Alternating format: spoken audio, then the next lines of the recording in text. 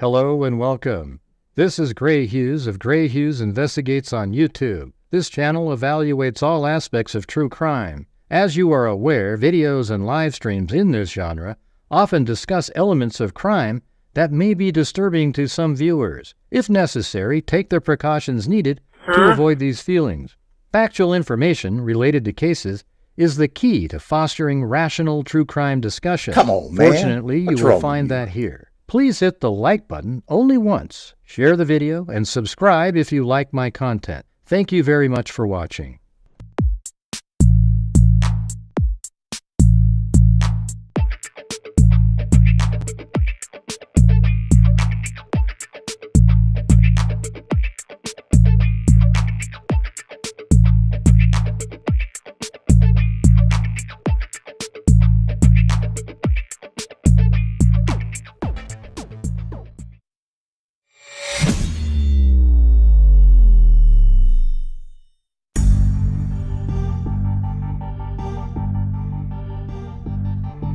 Yeah, those dates are on there just for you, Cindy, so I wouldn't get,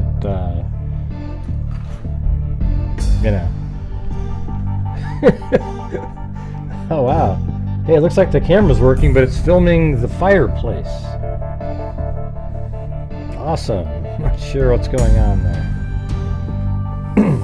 Oh, well.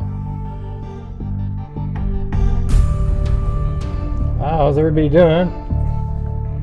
Linda Howell, True Sleuth, Ginger Keys, Cindy J, etc.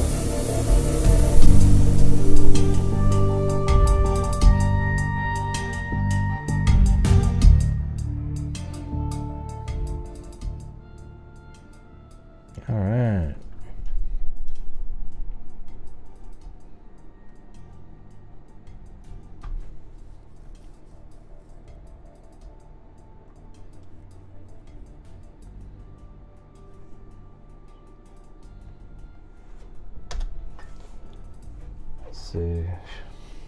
Anyways, yeah, I got a bunch of stuff. I'm gonna go do the update on the I mean, it's not really an update, but an article.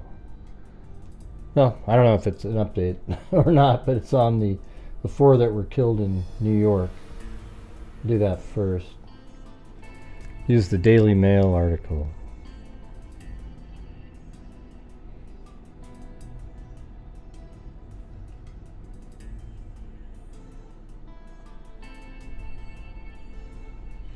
Well, I don't expect more than 100 people here because it's nothing in the title is popular.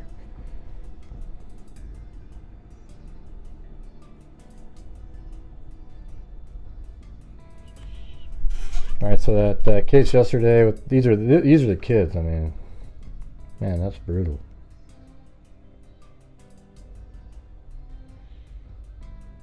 A family of four were brutally murdered in their upstate New York home. In a scene so gruesome, veteran cops were left shaken by what they found. Irondequoit police said they uncovered the bodies of two parents, a 4-year-old girl and a 2-year-old boy, in a burned-up house in the early hours of Saturday. They were identified as Frami Ubaldo, 30, and Marangeli Moreno Santiago, 26, Evangeline Ubaldo Moreno, and Sebastian Ubaldo Moreno. Hey, thanks, brown-eyed girl. Da-da-da-da. Where is it? You, my brown-eyed girl. All right. Thank you.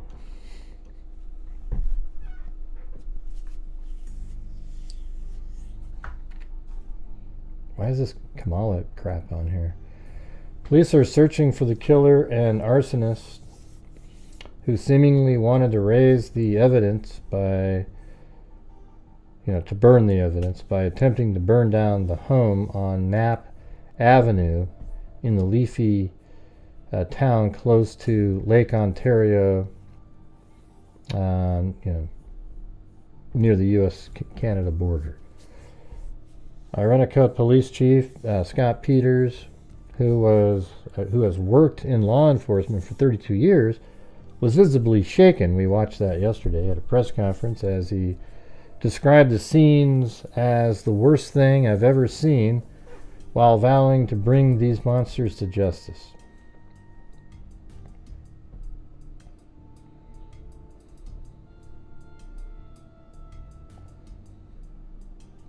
It says the department did not disclose how the murderer killed the family of 4, but said it was readily apparent this was going to be a homicide investigation due to the condition of the bodies. I wonder if they were like just beaten. I mean, it kind of makes you wonder if somebody was trying to use the kids to get information from one of the two parents and actually tortured and like beat the kids. And then they try to burn the house down to hide what was done in there. Something like that. I mean, why else would you... What would be the purpose of killing a 2-year-old who can't even articulate what they might have seen? Or, it's just... The department said firefighters were first to be called to the scene. We heard that on the scanner audio yesterday. When they discovered the bodies even. 5:23 a.m. on Saturday as the 911 caller reported the blaze. Police responded to the call along with the fire service, who brought the inferno under control before cops went inside and made the gruesome discovery. They confirmed that Ubaldo and Moreno Santiago were the parents of the 2 children found with them. Peter said his department would not rest until their killer is brought to justice. These kids deserve it. They had a whole life in front of them, he told the press conference. So I don't know, can't really tell much by what somebody looks like, but who knows what the parents may have been, or one of them at least was involved with.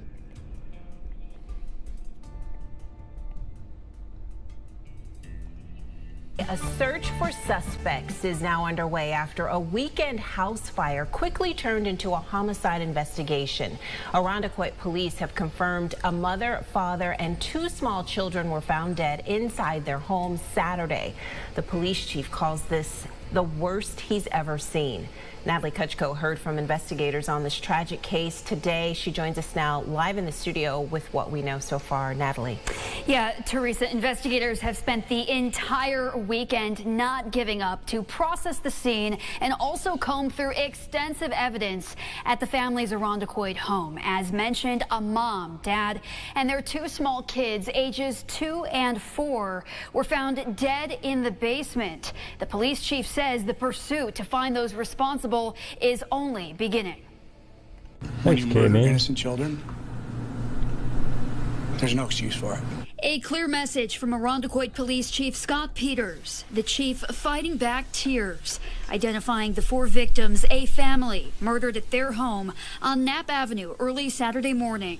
30-year-old Freme Ubaldo, 26-year-old Marangeli Moreno Santiago, and their 2 children, 4-year-old Evangeline Ubaldo Moreno and 2-year-old Sebastian. Hey, thanks, Lisa Valenzuela. 18 months. All right. Sebastian Ubaldo Moreno were found dead in the basement of their home by firefighters on scene. Due to the condition of the bodies, it was readily apparent that this was going to be a homicide investigation.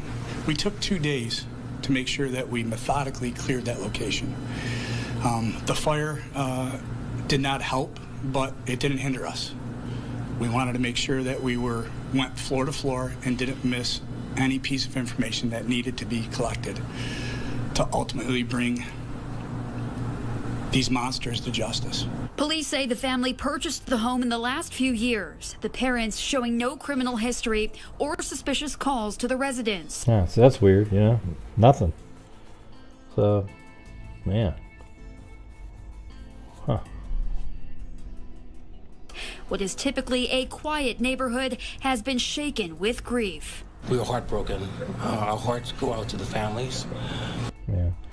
So this is our deepest condolences go out. Let me turn this off.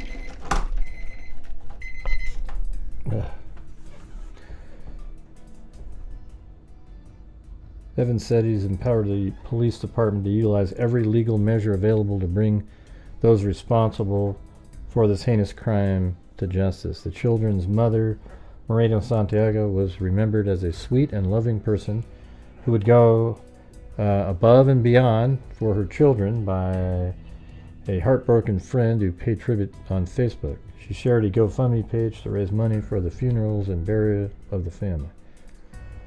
Wow. That's crazy. Jesus.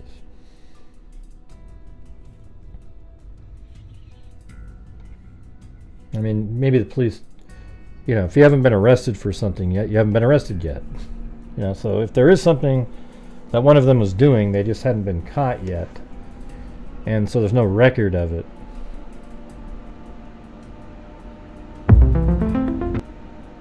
No, this is different. This isn't even related.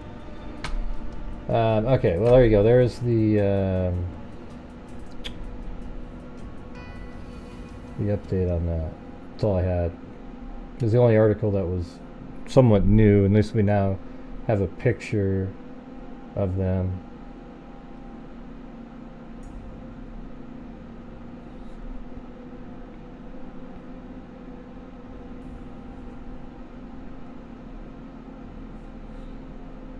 Hey, we were up to 103 for a second there, you guys. Can you believe it? Unreal. Almost made it.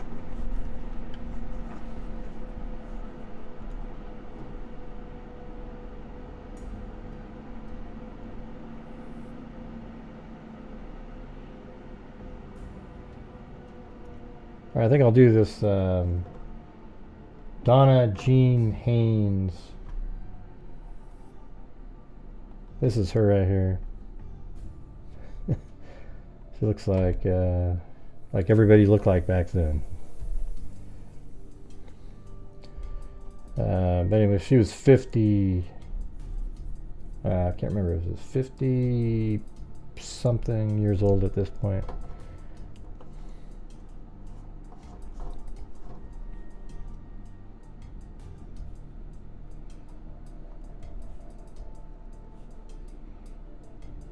I did find this one reference to her way when she was really young. 1936. Yeah, this has got to be her. Granddaughter, and then granddaughter Donna Jean Hills of Salcombe. That's exactly where she lived, in this really small town. So that's her. It was Hills Haynes. Eventually, like that was her maiden name, Hills. And so this is just like an obituary. Sarah Elizabeth Mitchell, age 87 years, died at her home in Salcombe yesterday. So these people own this huge property, like a 150-acre homestead, and they've owned it since 1870, I think.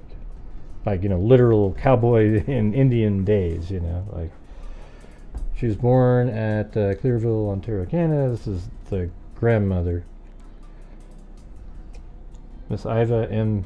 Hills of Salcombe, a brother in Canada. So that grandmother must be, I think she's the original.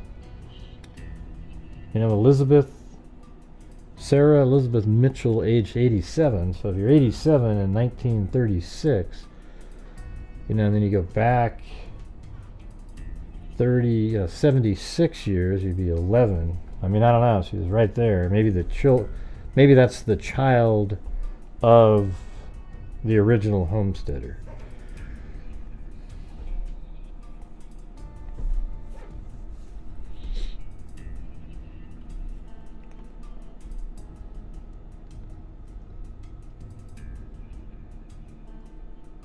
Anybody here?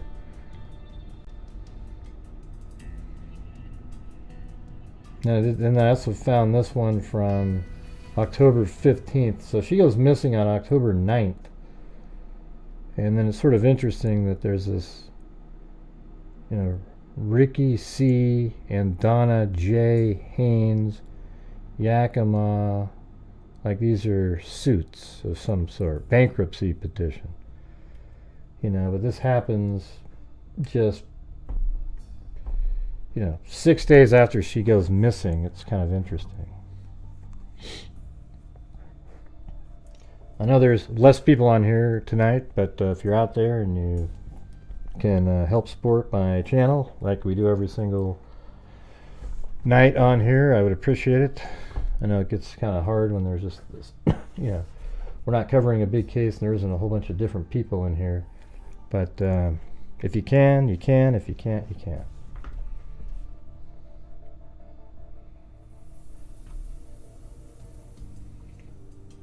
Okay. So I found these articles here.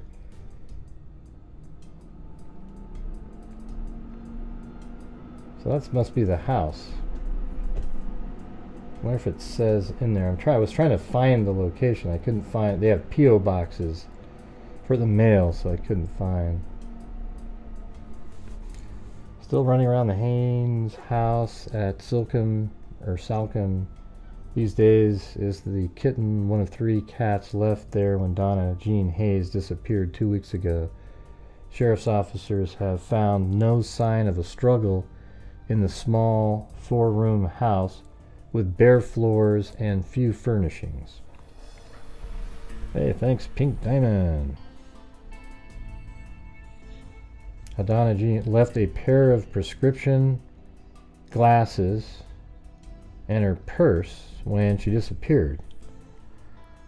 So I wonder what time the last time anybody saw her was, because if you're somebody that wears glasses all the time, it's like you're almost ready for bed at that point, or getting up in the morning. She has not been seen since October 9th.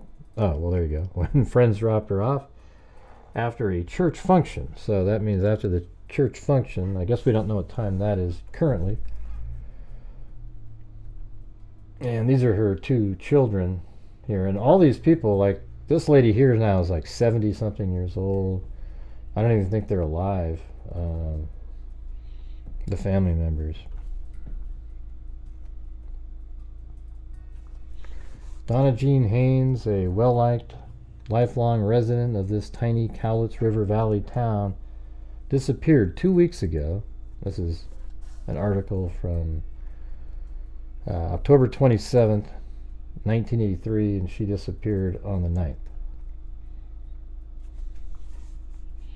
Police are baffled. Some townspeople are angry. When Haynes' daughter, Sonny Rankin, went to her mother's house October 10th, she found a nightlight burning in the only bedroom of the house where her 54-year-old mother had lived alone. The covers on her mother's bed had been turned back. Okay, so that's why her glasses. It's bedtime. Freshly split kindling was stacked beside her kitchen door, a chore her mother had performed daily. A purse and a pair of prescription glasses were also in the house. But there was no sign of Donna Jean Haynes, whose ancestors settled what is now Salcombe in the 1970s. Lewis County Sheriff deputies found no signs of struggle in the small 4-room home with bare floors and few furnishings. Nothing to go on is the next part. Haynes has not been seen. Yeah, there's no sign of a struggle. She's not been seen since October 9th, when 2 friends dropped her off at her home after a church function. There is there's practically nothing to go on, said Jerry Palmatier, Lewis County Chief Criminal Deputy Sheriff. It's not like a case where there are people who can establish a motive, he added. Haynes, the mother of 2 daughters, was a friend to most everyone in this logging town 15 miles southeast of Chehalis. She was a very honest person. They're saying was. What are they saying was?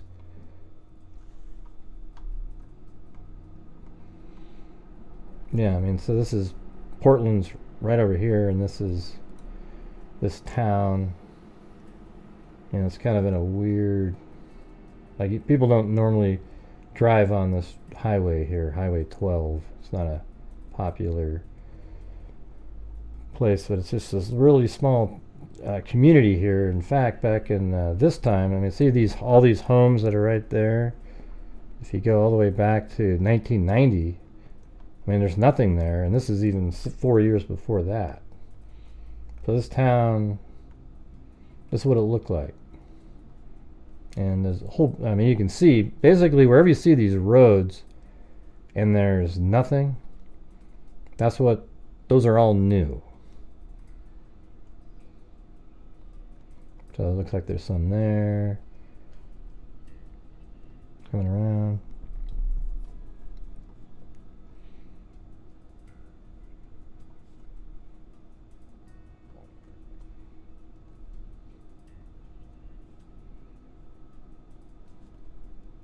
Yeah, it's just so much more. But, you know, 1990, this is 85. This is a year before, but it's too blurry to see. You start getting good satellite images about 1990 on Google Earth.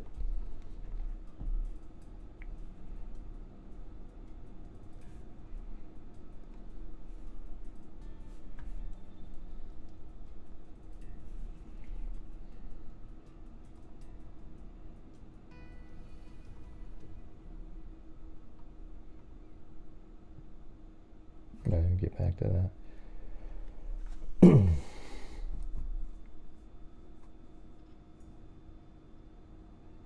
Let's see. She was a Haynes, the mother of 2 daughters, who we just saw up above. These 2 up at the top there. Was a friend to most everyone in the logging town, 15 miles southeast of Chehalis. She was a very honest person, maybe too much so, said Audrey Oxley, who has known Hayes since childhood. The local postmaster, Vic Talbot, described Donna Jean Haynes as always being interested in other people's problems. Jean never thought of herself. Never thought of herself, said Barbara Mylette, another woman who had grown up with the missing woman in Salcombe. Hey, thanks so much, Snarky Cinderella. Some townspeople... hold on a second.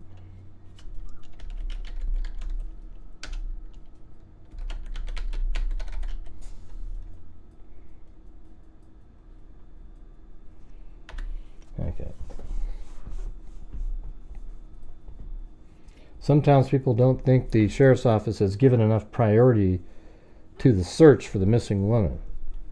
We get the impression the sheriff's office has been very lax, that she was just a woman, said Oxley. If it was somebody who was more prominent in the area and there was a reason to abduct her, this would have gotten more attention, I'm sure, said Vicky McDaniel. Snarky Cinderella. I'll get you back if you want. And thanks, Pink Diamond. Appreciate it. And Richard Watts. Pink Diamond said, it's my favorite channel on YouTube. Awesome. And thank you, Flounder23. Yep. I've been... I meant to put out another video of my animation, but this stupid thing, look at it, it's on 11,806 frames, and it's just been edited. It's been running since like midnight last night. It's crazy. So still doing its thing. All right.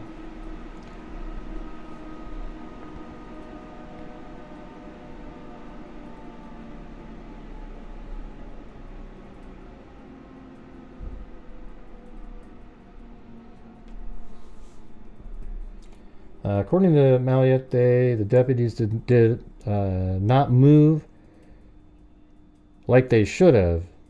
They all thought she was a walk-off and that it was a waste of time. The second day, they did not come out until 7 p.m., she added. I got irate. Palantir said the critics are mistaken. We have given more than adequate attention to the case, and the residents here are not aware of some of the things we've done, like entering her name into NCIC as a missing person, abduction a possibility. He noted that 2 large-scale searches were made of the area around the house, but they provided no clues. Yeah, there's some interesting stuff that I found later on this. It's pretty crazy. It's possible that Haynes just took off, Palmater said, but added this would seem to be very much out of character. He didn't rule out the possibility of that Haynes was abducted in some fashion. Mylette, however, said Haynes would have fought like a tiger if someone had tried to force her from her home. Meanwhile, some of the women in town are planning a bake sale to raise a reward, but Mylette fears that a reward simply may not be enough to bring Donna Jean Haynes back to Salcombe.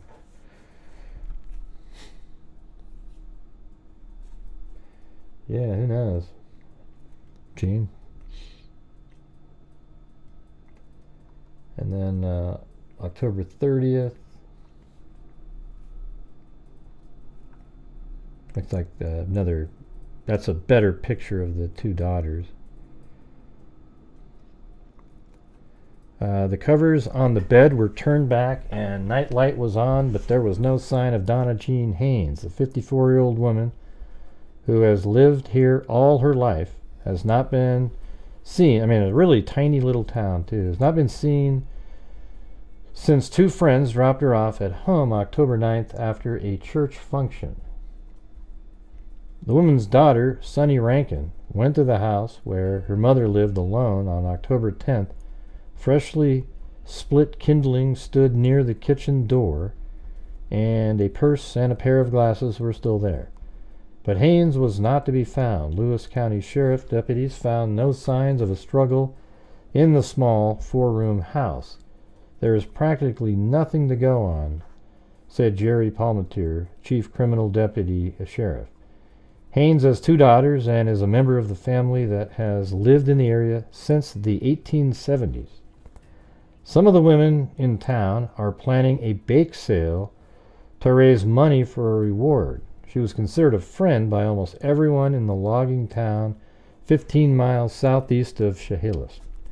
She was a very honest person, perhaps too much so, said Audrey Oxley, who has known the woman since childhood. Wonder what she might have said.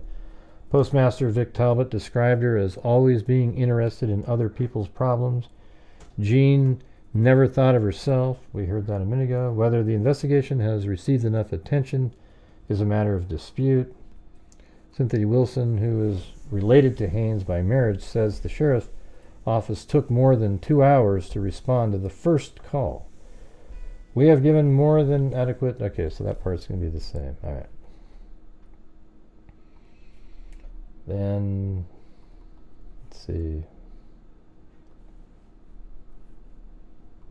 This might be similar again. She's not the 54-year-old woman who has lived here all of her life. Yeah, it looks like it's identical. I don't want to read it again. All right, and then November 23rd, 1985. That's 2 years later. Yeah, she was kind of just mentioned in this other article. He added, however, that there appears to be no other links with the Green River killings. Lewis County lawmakers also are wondering what happened to Donna J. Haynes, a Salcombe woman who disappeared October 10th, 1983. She was last seen going into the back door of her home next to Highway 12, Austin said. Oh, cool. So if her home is next to Highway 12...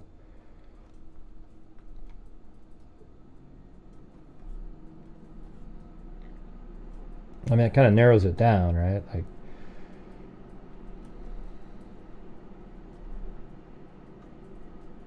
that's crazy.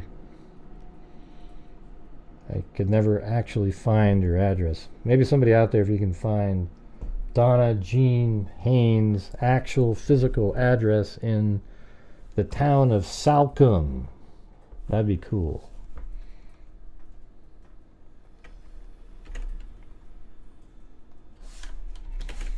And thanks again up there to Flounder23, Richard Watts, Snarky Cinderella, Pink Diamond.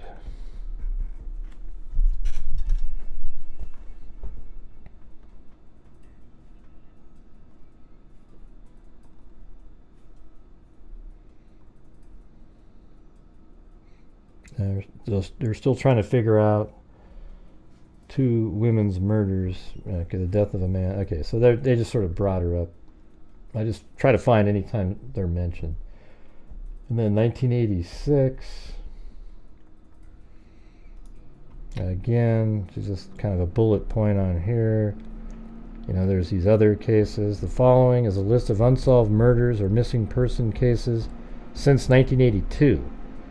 So these are all other cases in the same area since 1982. There's 1, 2, 3, 4, 5, 6, 7, 8, 9, 10, 11, 13 cases in a 4-year period that haven't been solved. You know, I wonder if we typed in like the murder of Karen Connor.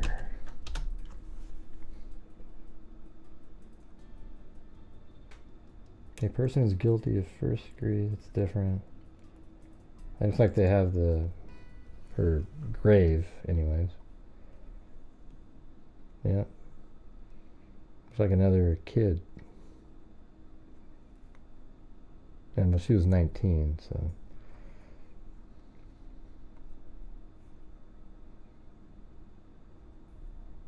Karen Connor.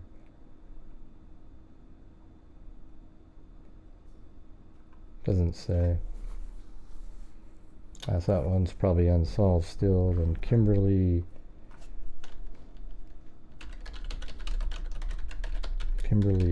Reams.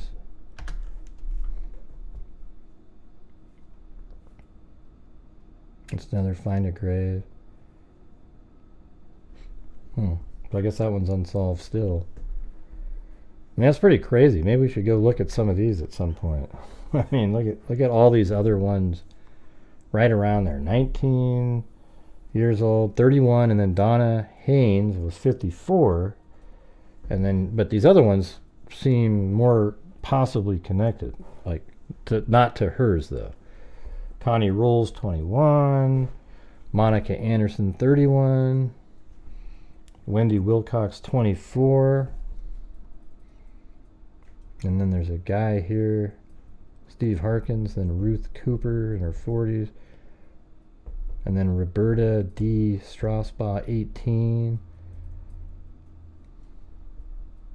I don't know. It's pretty, there's a lot of unsolved homicides there.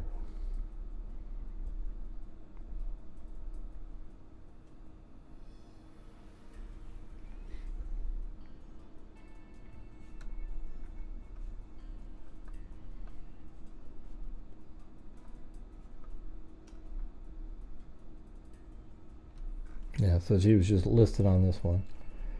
Then we go to March 27th, 1988. The second missing person mystery began October 9th, 1983, when Salcombe resident Donna Haynes disappeared from her home just off Highway 12. The 53-year-old woman was last seen entering her house. She is a complete mystery, Boston said. That is probably the most frustrating missing person case of them all. Although Haynes is missing, her purse and glasses were left in the house, which showed no signs of being disturbed by intruders. Well, so you could probably have somebody, if somebody strangled somebody, you wouldn't see much. Murder cases, however, began stacking up August 4th, 1984, when the partially clothed body of Monica Anderson was pulled from the Chehalis River about a half mile. Is that one of the ones? I think we just saw that one. Anderson was a 31-year-old prostitute from Tacoma. I bet you that one's a serial killer in that case. This is what I would say. I would say almost every single prostitute that is picked up and then murdered and dumped somewhere is killed by a serial killer. Nobody just does that the first. I mean, there's a first time for everybody, but that is just so classic, and that means they've done it before with other people. You know, it's not like, oh, this one just went bad, so, you know.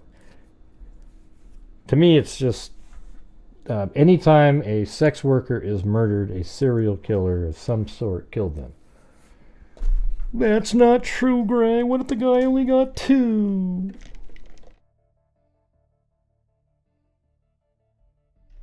Alright, you guys, don't be shy. If you'd like to help support this channel, I'd appreciate it. I'm trying to get back. I want to do the spinning for the notebook. There's only about 8 Chloe notebooks left.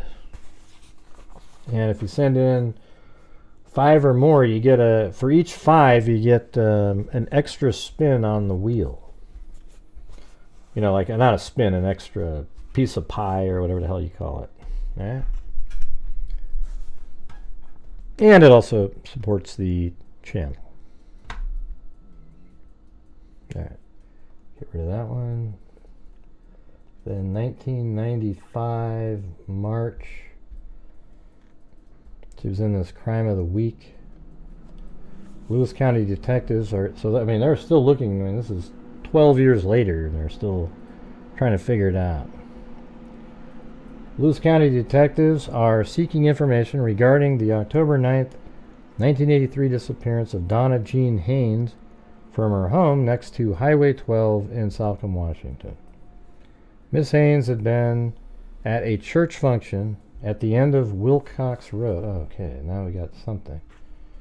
Where the hell's that?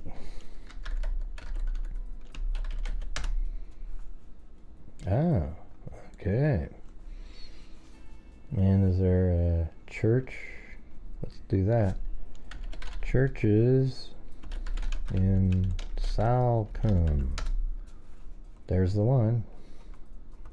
So she was at a church function. Man, finally, something.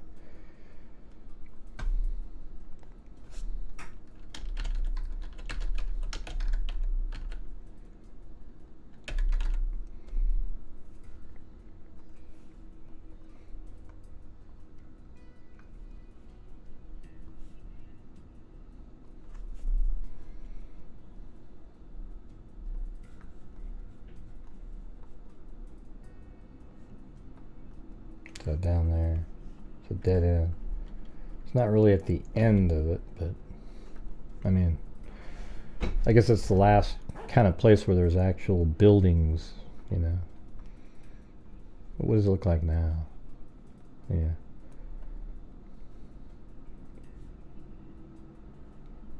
Oh, look at that. It's Wilcox. I guess it's Wilcox Road.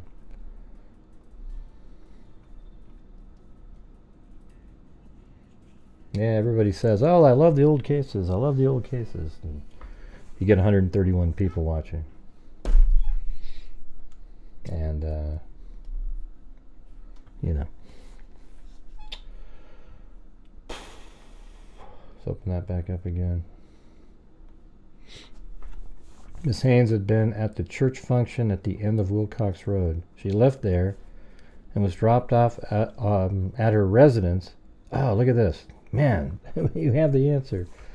At the intersection of Highway 12 and 103. Awesome.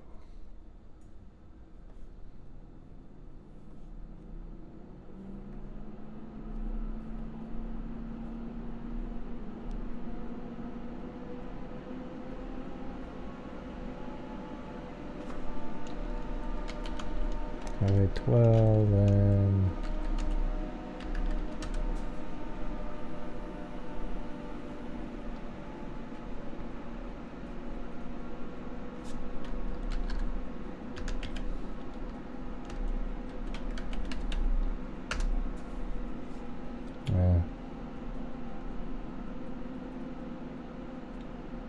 Stowe Road, Fuller Road.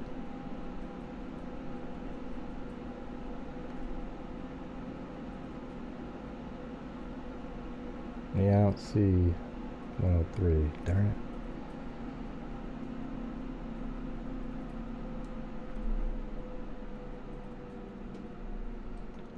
Highway 12 and 103.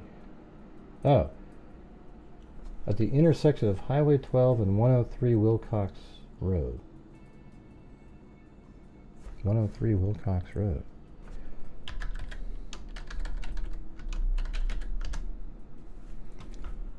Okay, that is a place. Ah, so they were right in here. So it says, at the intersection of Highway 12 and she left there and was dropped off at her residence at the intersection of Highway 12 and 103 Wilcox Road. So she probably lived right here. I mean, why would they even put that address there?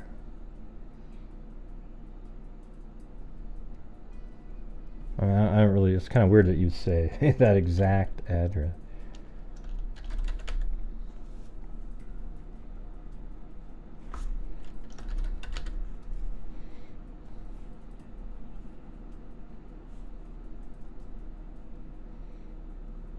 I wonder if that's why it was all blurred out. Yeah, that sucks.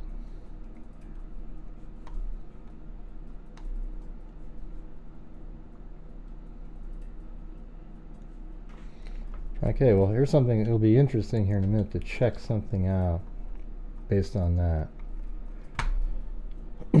Alright, so back to this. It says, it was known that she did gain entrance to the residence,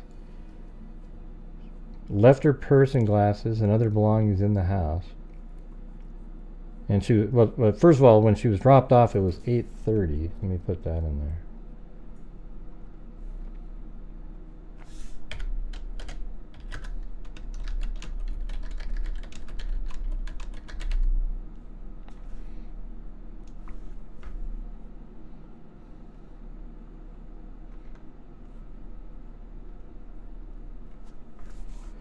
And it was known that she did gain entrance into the residence, left her purse and glasses and other belongings in the house, and there are indications that she was preparing to go to bed. See, there you go, boom.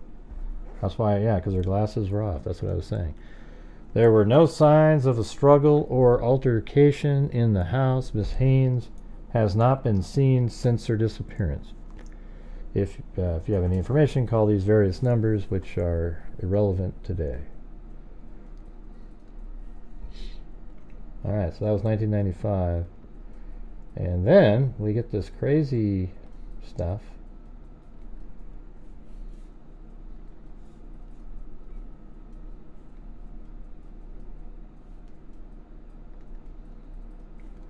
Skeleton remains found in the attic of a long-abandoned Lewis County farmhouse has been identified as those of a woman who vanished in 1983, authorities said yesterday. Dental records were used to identify Donna Jean Haynes, said Sheriff Chief Criminal Deputy Gordon Spansky. More than that, many never. Let's see. More than that may never be known, he said. Okay. County Coroner Terry Wilson was working with a bone specialist trying to determine the cause of death, but that may not be possible, because that means they found her 13 years after. We just have bones, skeletal remains. The remains were found Wednesday by workers tearing down the century-old farmhouse. Now, let's see if we can find a farmhouse that disappeared near Salcombe Haynes' small hometown, 20 miles southeast of Centralia. I guess we could try to find that, though. The house has been abandoned since the 1970s. Indications are that the Haynes body had been in the attic crawl space since she disappeared. Haynes, 54, who lived alone, was reported missing in October of 1983. Foul play was suspected, but no arrests were made.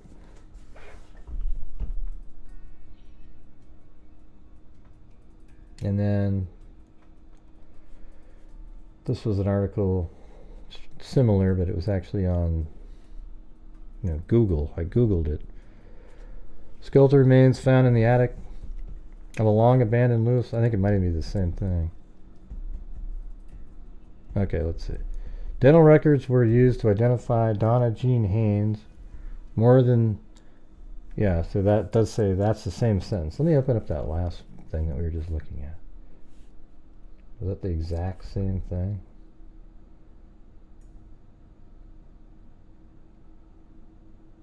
And then it says, we may never, the remains, the house, I see that.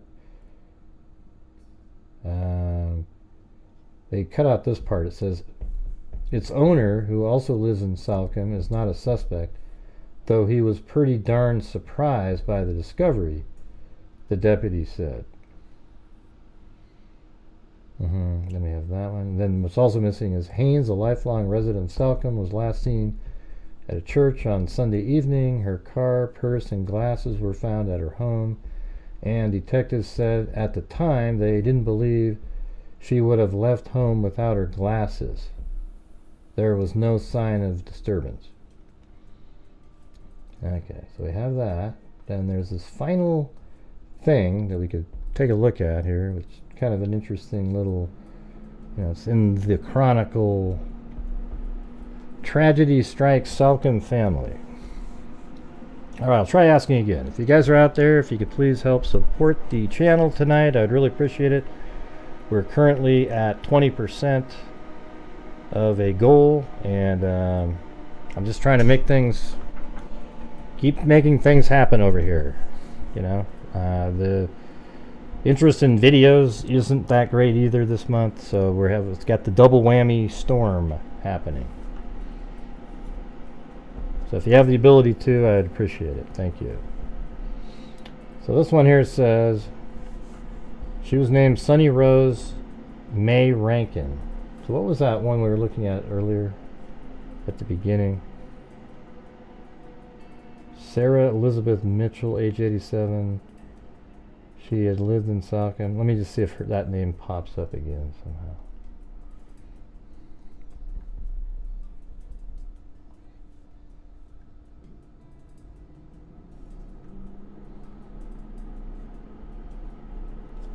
She was named Sunny Rose Rankin. It doesn't seem possible that a child with such a bright name might one day live through a horrible, dark tragedy, but she did. This was a 2005, 19 years ago. Sunny's mother, Donna Jean Hills, was born on August 30th, 1929 in Salcombe. She was the only daughter of Adley and Ivy Mae Mitchell Hills, and the only grandchild of Sally Newcomb Mitchell, whose husband Daniel had died by the time Donna was born. So Sunny's mother, Donna Jean Hills. So isn't that crazy? So, I mean, God, what was that other article? Was it this one? No. Yeah, this one. So what are these girls' names in this one? This is, yeah, look at Sunny Rankin. See, in this picture, this is 1983. So, yeah, she must have been 30, 40 years old at the time in that one. So that's Sunny Rankin. That's the daughter of Donna. And that's who they're talking about in this article here. Thanks, Linda Howell. I appreciate it.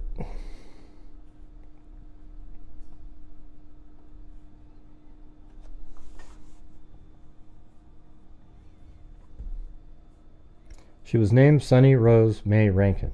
That's Donna's daughter. Doesn't seem possible that a child with such a bright name might one day live through a horrible, dark tragedy, but she did. Sunny's mother, Donna Jean Hills, was born on August 30th, 1929. So that one article we have from 1936, she would have been 7 in Salcombe. She was the only daughter of Adley and Ivy Mae Mitchell Hills, and the only grandchild of Sally Newcomb Mitchell, whose husband Daniel had died by the time Donna was born. And it says, the Hills women were strong. Their lives revolved around the 160-acre farm homestead by Daniel and Sally Mitchell. Thank you, Play-Doh. Not Play-Doh, but Play-Doh. The Hills women were strong. Their lives revolved around the 160-acre farm homestead by Daniel and Sally Mitchell. Daniel came to Salcombe from Canada as a bachelor in the early 1800s. So this guy named Daniel Salcombe from Canada as a bachelor in the early 1800s. He had met Sally, his future wife, before settling in the area, and after 12 years... No, sorry about that. Thank you. So it says, Daniel came to Salcombe from Canada as a bachelor in the 1800s. He met Sally, his future wife, before settling in the area, and after 12 years of separation, wrote home asking friends about the young woman he never forgot.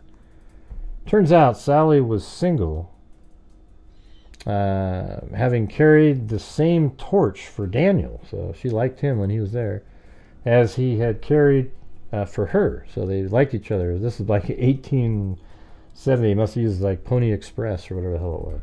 Sally had been engaged, or I'm not sure if trains were working around that time, but Sally had been engaged 3 times during those years, but she never got married. In the very first letter Daniel wrote to Sally, he proposed. She accepted, and the couple married in Portland, where Sally had arrived by train. Daniel was living at the time in a log cabin, but promised to eventually build Sally a larger home. So he lived in a log cabin, and then he built Sally a larger home. So this all part of the story, believe it or not. 7 years later, he did. He built that home. That home, long abandoned and falling in on itself, was torn down in 1996. The house gave up a dark secret that forever changed people's lives. I got sort of a chill reading that part. That's crazy. So, like the grandparent, like this guy, let's see, Sonny's mother, Donna Jean Haynes, was born 1929. That's the lady that has been murdered and was found in this house in Salcombe. She was the only daughter of Adley and Ivy Mae Mitchell Hills, and the only grandchild of Sally Newcomb Mitchell, whose husband vanished. So Donna's the grandchild of this guy named, Sally Mitchell and Daniel, and then Daniel built Sally a home, like in 18 whatever, right? I mean, just all these years ago. And then when Donna went missing, nobody checked that house because it was just abandoned, or I guess, and then when they were tearing it down, they find her body in there. I hope everybody was paying attention. It was actually pretty interesting. Hey, thanks, Kelly Snyder. Huh? Are we all talking about this case right here? Yeah. Let's see. So I'll just read this part again. So it says, in the very first letter Daniel wrote to Sally, these are the grandparents of Donna, he proposed. She accepted, and the couple married in Portland, where Sally had arrived by train. Daniel was living at the time in a log cabin, but he promised to eventually build Sally a larger home. So let's just say, 1877, he builds her a home, because 7 years later he built that home. It says that home, long abandoned and falling in on itself, was torn down in 1996. The house gave up a dark secret that forever changed people's lives. Sonny's mother, Donna, the infant in the 1929 photo, there must be a photo in the original article, disappeared in 1983. 54 at the time, Donna was living in another home on the family property. She left behind her purse and other personal belongings, and left no message for anyone, including her daughters, Sonny and Melody Lynn Haynes. Family members were certain Donna wouldn't have done that. They were right. So she left behind her purse and other personal belongings, and left no messages for anyone, including her daughters, Sunny and Melody Haynes. Yeah, so she would have left the message. Years later, Donna's skeleton was found in the attic of that early home site so lovingly built by Daniel. I mean, how crazy is that, huh? No one had thought to look there for her, so her skeletal remains stayed there until work crews discovered them. Her body had been wrapped in plastic and an animal-shaped pillow, so some weird, like a dog, whatever. Pillow no one had ever seen was also discovered with her body. No charges were ever filed in this case, but family members believe Donna was murdered. Yeah, so it says, when accepting photos for our hometowns, a historical photo album of Greater Lewis County, I never expected to hear such a shocking tale. This photo will make it into the book. So we don't have the picture, but how crazy is that one, huh? Jeez. That's one of those. That's one of the weird ones out there. See, you never get to hear about these if you're just covering the same thing.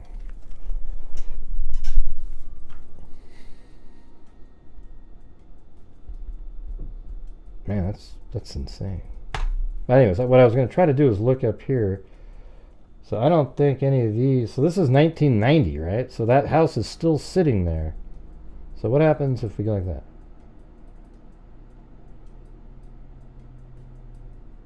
I don't know if it's clear enough.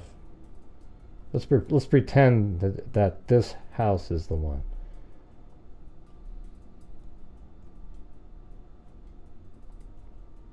Yeah, it looks different, but I mean, maybe they tore it down and.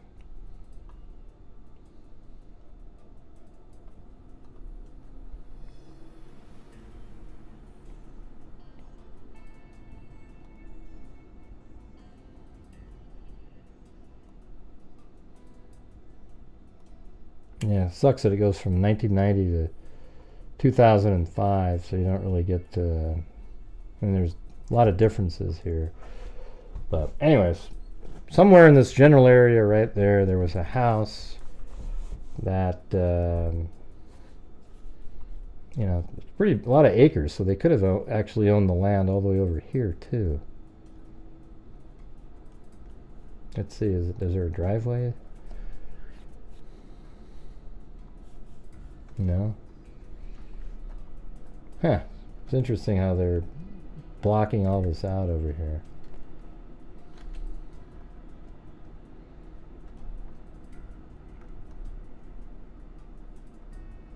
I wonder if there's a way to drive around. Like, does that road go through the woods through there? No, it's a dead end, that's right. And or does this go through over here? But anyways, man, what do you think? I mean, that one doesn't seem like there's any rhyme or reason for anything. She's wrapped in plastic. Obviously, she was getting ready for bed, so I think somebody was waiting maybe in her house for her, strangled her, surprised her, strangled her in a place where there isn't going to be anything, like in the middle of a floor somewhere. And then they wrapped her up in some plastic and took her out of there, and it looked like she just vanished. That's what it seems like.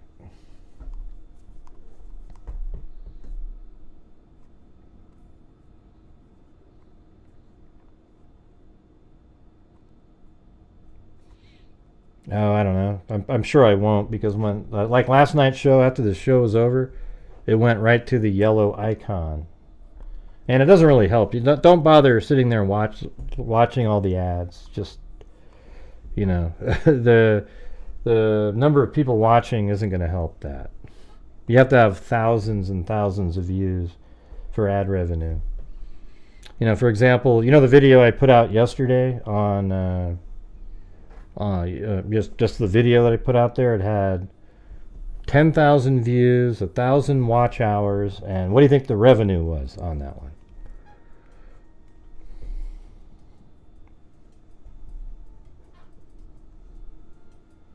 Go ahead, throw a guess out there. 12,000 views, and it was $42, right? So That doesn't really even help. I'm trying to do the videos to augment the slowdown on, you know, obviously the super chats and whatever. And, you know, it doesn't help. You know, it's just sort of a, you know, when you get like 150 or 200, those are the ones that you get like 25,000 views, something like that. And those ones make a difference, but, you know, not those.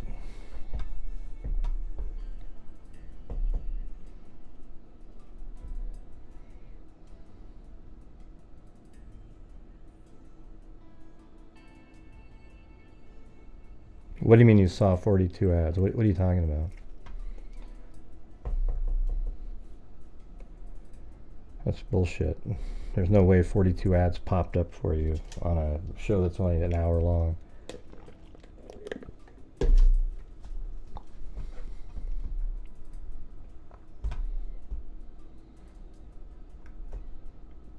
Any thoughts on this one?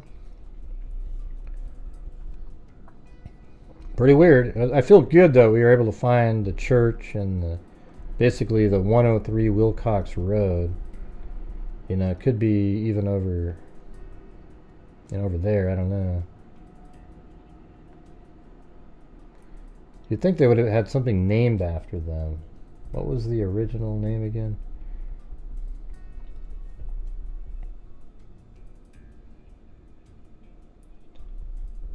Well, just click off of them if they come on. Mitchell.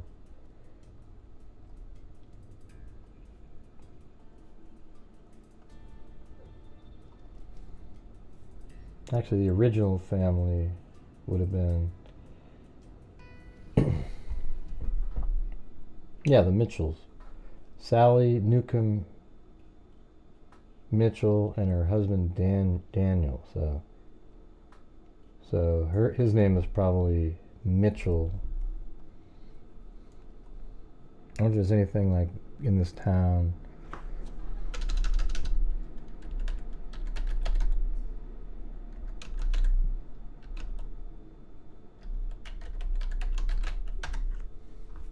You know, nothing like that in there.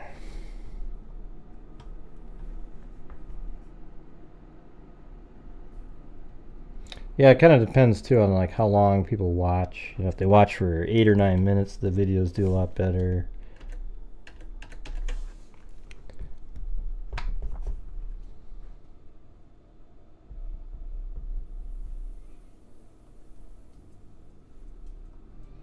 What are we on now? Hey, 12,002. I don't know how long it goes, but just keeps ticking away over here.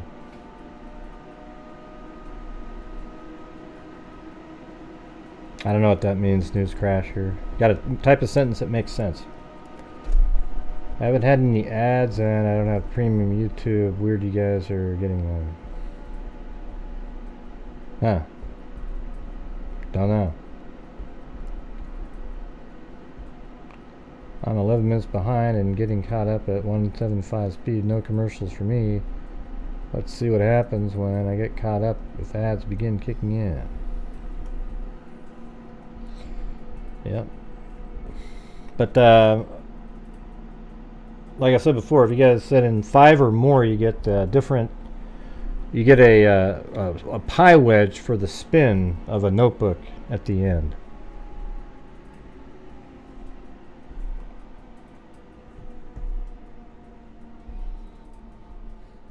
And it helps support the channel, as I just explained. You don't get ads every show. Okay. Well.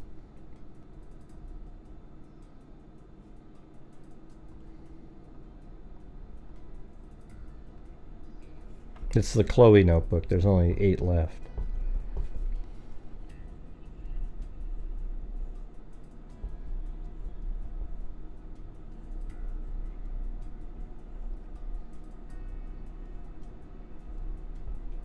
Yeah, I don't even know what that means at all, News Crasher. Is YouTube going to pick up again, or is it over from AI? What? What does that even mean? It's just like, completely mind-boggling. All right, anyways, I'm gonna go there. Back in 1974 in Florida, I think it's in Jacksonville area. There's these 5 girls that went missing, but I'm just going to cover, I've done one of them before randomly, and they were between the ages of like 5 and 12, or no, yeah, 5 and 12 or something. So, or maybe a little older than that, I don't know. One of them might have been older, but it's kind of weird because none of them have been solved at this point. So, going to go over the other story now.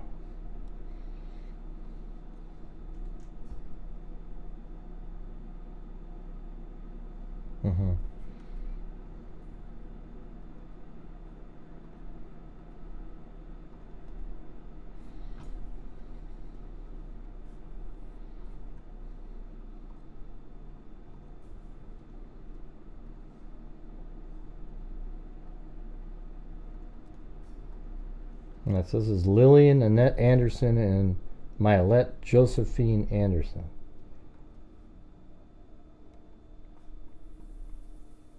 I talked to Lillian the other day. She's just been kind of down and out. We're not, Cindy. It's just not going to happen again. But we're a third of the way to the goal, you guys. So if you're out there and you can help support the channel, as I've said 7 or 8 times already, I'd appreciate your helping it out, because there is no ad revenue, and this is it. That's all I got. Alright, so if you like these kind of shows, or you know, want me to be able to keep doing them, I would appreciate it. A mother called away to a sick relative. So this is a search for 2 missing little girls is launched here by authorities. This is they went missing on August 1st. This article is from August 3rd. A mother called away to a sick relative, and a father, and I think we've covered part of this before, but I found a lot more stuff, so we're going to do it again. This is years ago when I did this one.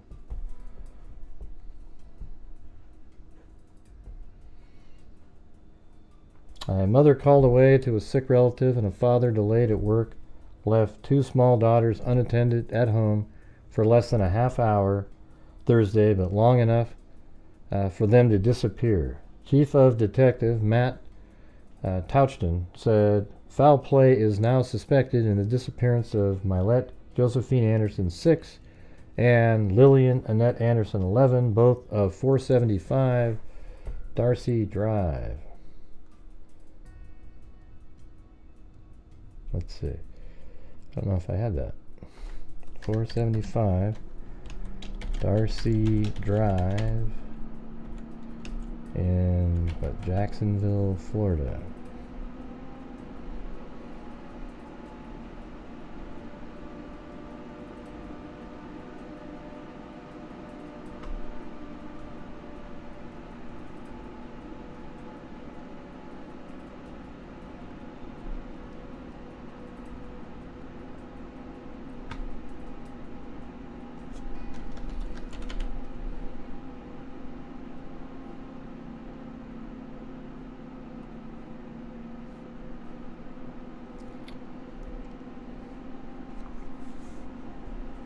Yeah.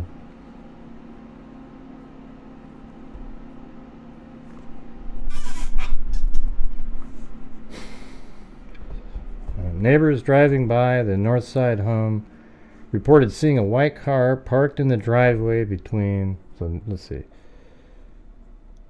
Neighbors were driving by the north side home. What does that mean?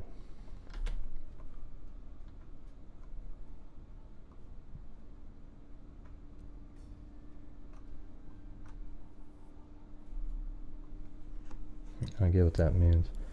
Neighbors driving by the north side home, or maybe that's the name of the place. Just area called North Side.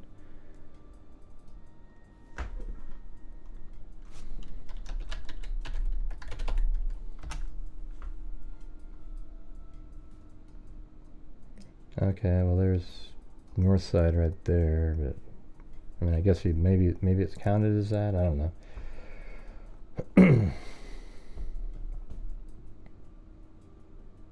I doubt there's another Darcy Drive. Thanks, Deborah Tro. Is that right? Or is it Truo? Sometimes I don't feel it, Deborah. Sometimes I don't feel it. But thank you.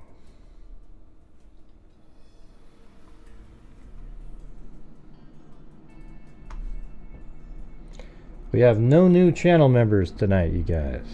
Anybody into getting some of those for people?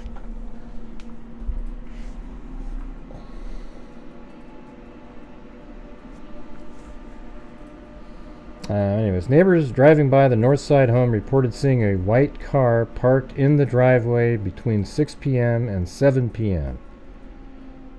So I guess there, if we go up to there and we say, you know, something like white car 6 p.m. to 7 p.m. Thanks, Michelle H. Thank you. Your work is appreciated.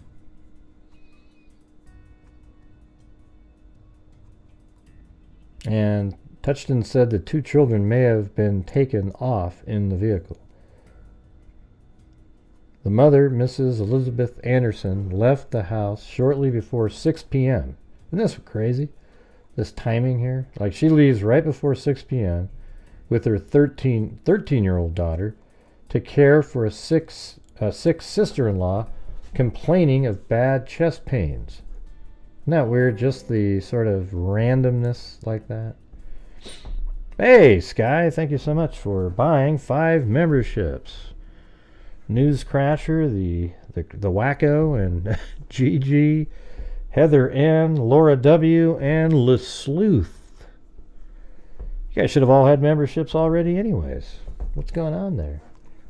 Anyways, thank you so much. Appreciate it.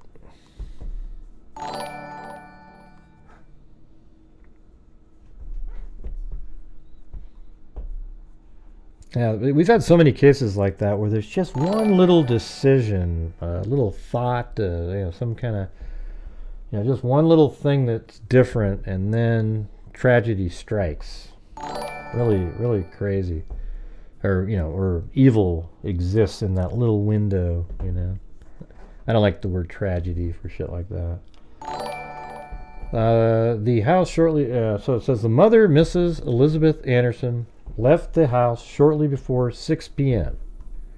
with their 13-year-old daughter to care for a sick sister-in-law complaining of bad chest pains.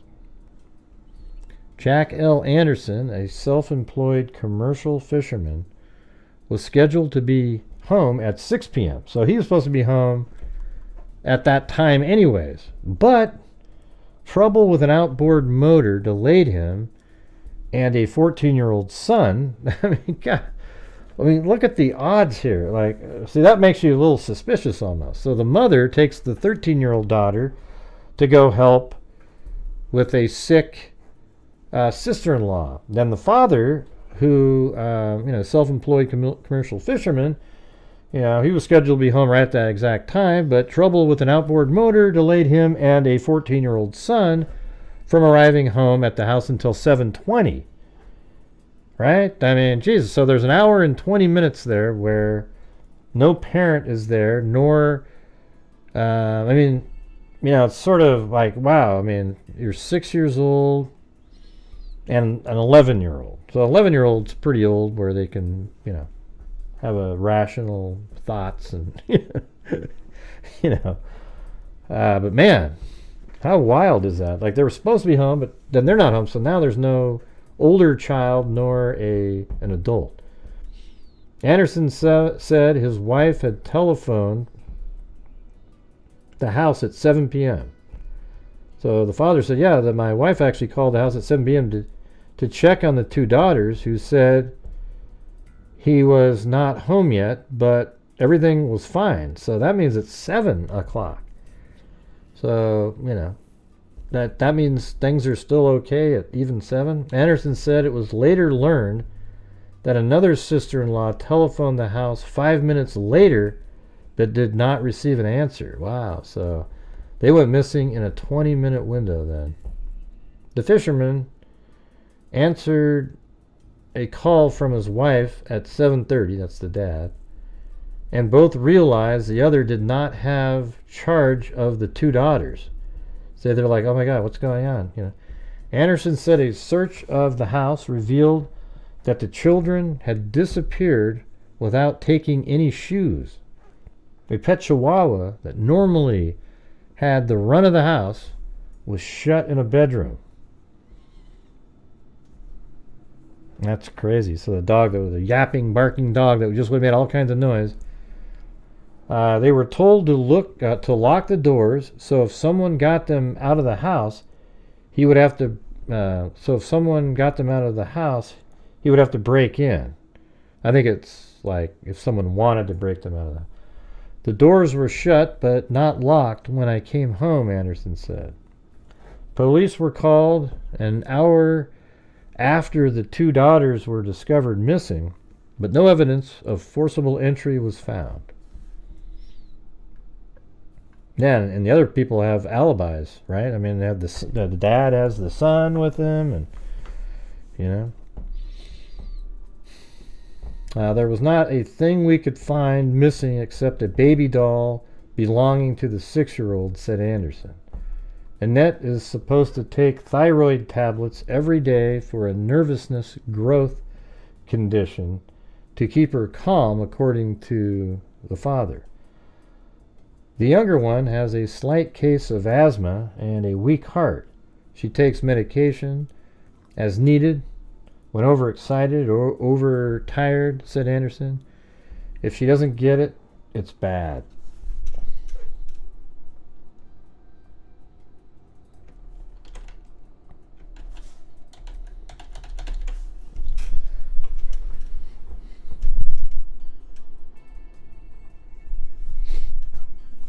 Let's see. If she doesn't get it, it's bad. Police said the 2 girls were last seen wearing shorts. Annette is 4 feet 5 inches tall and has what do you mean? And has 4 feet tall? What? Annette is 4 feet 5 inches tall and has 4 feet tall and has 4 feet tall. What? What does that even mean? And wears blonde hair down to her shoulders. I don't know what that means. The sheriff's office helicopter, 4-wheel drive vehicle, and reserve officers searched the heavily wooded and swampy area surrounding the north side home without turning up any trace of the 2 girls by late Friday. Police are still investigating the disappearance of a 9-year-old girl on her way back from a grocery store last month. Well, who's that one? Foul play is suspected in that one. The girl Jean Marie, oh, there it is. Yeah, Jean Marie Shones. That's another one of these girls that's missing. Her grandmother's house at 228 West 9th. See, I was looking for that earlier. I gotta put that in there. Shone, S.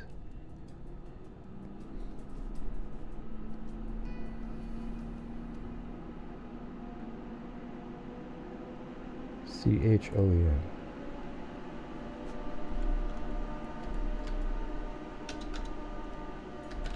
I think I was just looking, but I hadn't got to creating a folder, but I'll make one really fast. Jean Marie Schoen, 1974.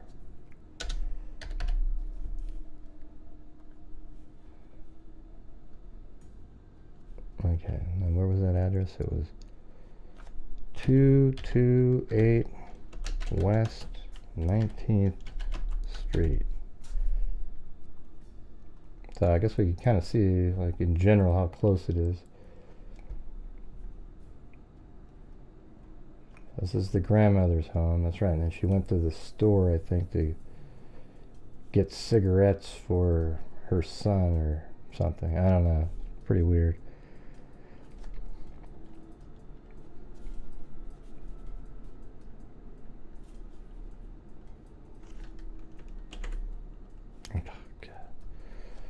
I mean, you Control-C using Google Earth, it freezes up for like a minute. Pretty crazy.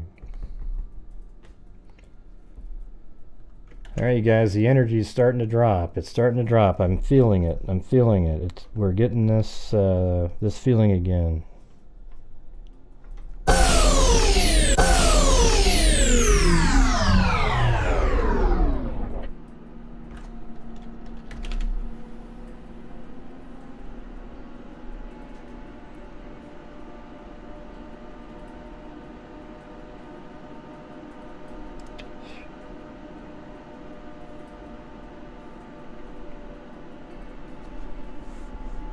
So the girl Jean Marie Schoen left her grandmother's house on a Sunday afternoon to walk to a store 2 blocks away. The girl made a purchase but failed to return home.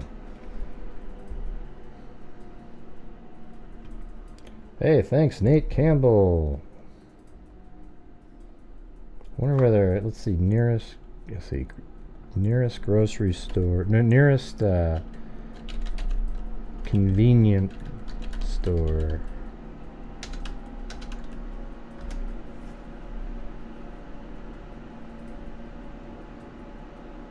Moonshine Food, that's more than 2 blocks.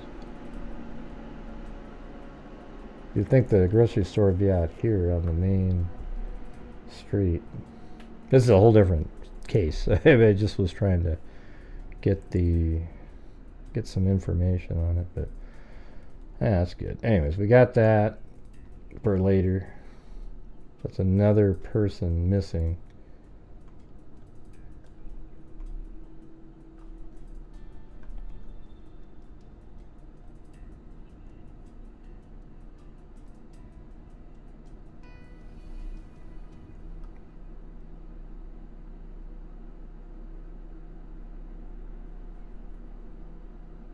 I seem to have lost the... There it is.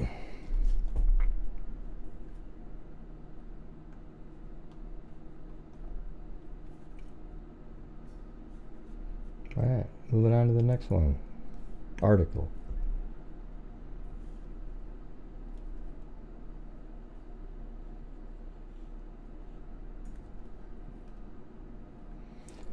Two young sisters with medical problems are missing, and police say they fear the girls were taken from their Jacksonville home after being left alone briefly.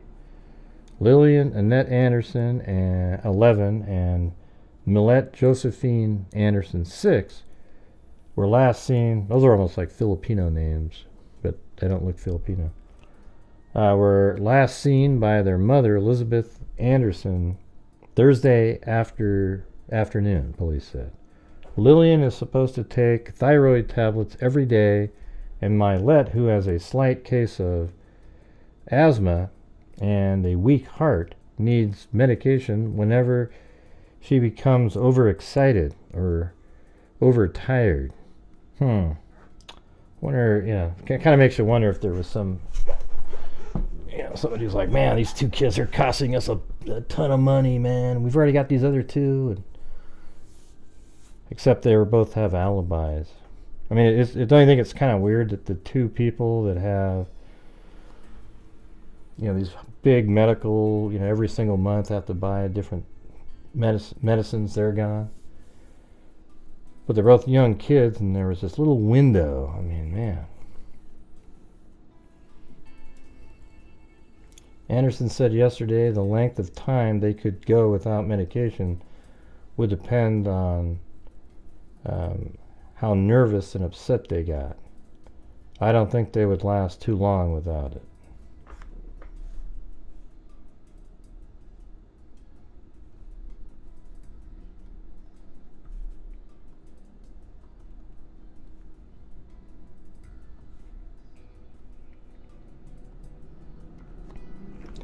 Missing girls need medicine. Let's see. Hey, thanks Sandy Shirley for buying a membership for Amy Celeste, who used to be a member here a long time ago. Jack Anderson says his two daughters, who disappeared when they were left briefly alone at home, couldn't last long without their medication. Anderson said Saturday that the length of time I think this is the same thing we just read, just formatted differently, different day too. But all right, and then we got next day in the paper. This one is longer, like that first one. So let's see if it.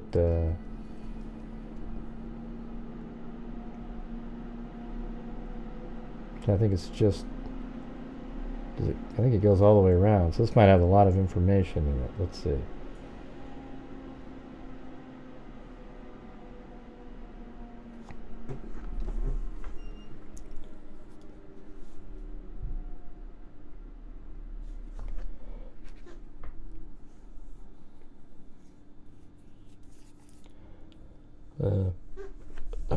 How we're going to start. Happiness turns into tragedy for the Andersons, I'm pretty sure it says. Yeah. Times Union staff writer last Thursday began as an unusually happy day for Mylette Josephine Anderson and her sister, Lillian Annette. Their happiness, and that of their family, however, would be stamped out by nightfall, replaced by the bitter pain of tragedy. Mylette 6, the baby of the Jack L. Anderson family, and Lillian 11, her parents call her Annie, had been eagerly awaiting the 1st of August, when they knew their mother would journey to downtown Jacksonville to do her monthly shopping. They planned to make the trip with her. A day in the city, away from the routine of their wooden frame home, was a reward the two sisters had learned to expect over the years for doing their chores and showing respect for their elders. Boy, haven't times changed? Remember that? We got allowance, and you had to do you could get extra allowance if you did certain things, but man, kids today are just spoiled rotten, just kind of sick, really. It's totally different.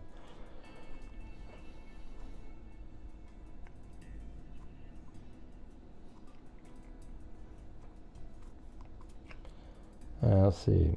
By 10 a.m. Thursday, my mom used to have this doc book. We can't find it. It'd be so hilarious to read. It'd be a really cool book, actually. You could write a book about, like, merging two families, but then every once in a while go back to the doc book. Because she was so detailed, my mom. Like, one time, I think me and my younger brother Grant were fighting, and I punched him in the back, and it made this boom, that little loud noise. And my mom, all the way from we had like a 1950s house or something, like, she was on a deck, and she yelled out and said, "Gray, you're docked $5. And it's like so detailed the way she wrote it. So Gray said this, and then Grant said that, and then I did this, and then ding. So there was like this whole book. Like, you start off with an allowance of like $7 or something for the week, and then as you make mistakes, they dwindle it down. And in the book is the doc book, meaning that's where the proof of why you're not getting your $7 is located. Okay. Maybe you guys should make a doc book for me and tell me what the hell I'm doing wrong, where it's so difficult now to get the allowance. You know what I'm saying? I'm still doing my chores, you guys. I'm still doing my chores. Anyways, by 10 a.m. Thursday, the girls and older sister Dawn Elizabeth 13 and Mrs. Anderson had covered the 20 miles or so from their isolated home in North Jacksonville and were casually window shopping around the shops in the downtown area. Mylette, one of her dozens of dolls and her in tow with her, would glance into a shop window and excitedly point to her mother, The new dolls she so loved and wanted. Annie lagged behind, a little quiet as usual, but obviously enjoying the morning trip. By early afternoon, the shopping was completed and the Andersons were on their way home. But the girls were still happy. There had been an added bonus to the monthly reward this trip. Mrs. Anderson had bought each of her daughters new clothes for the coming school year. The girls were looking at the new outfits as they rode along Main Street across the St. Johns River onto New Berlin Road. Once home, Mylette and Annie laid their clothes out, folded those that needed folding, and hung the others in a closet. It was while the two girls were taking care of the new outfits that Mrs. Anderson received a phone call from a oh man, the whole day was great. Man, you wonder if somebody followed them home from the store. Received a phone call from a relative who was sick and needed help.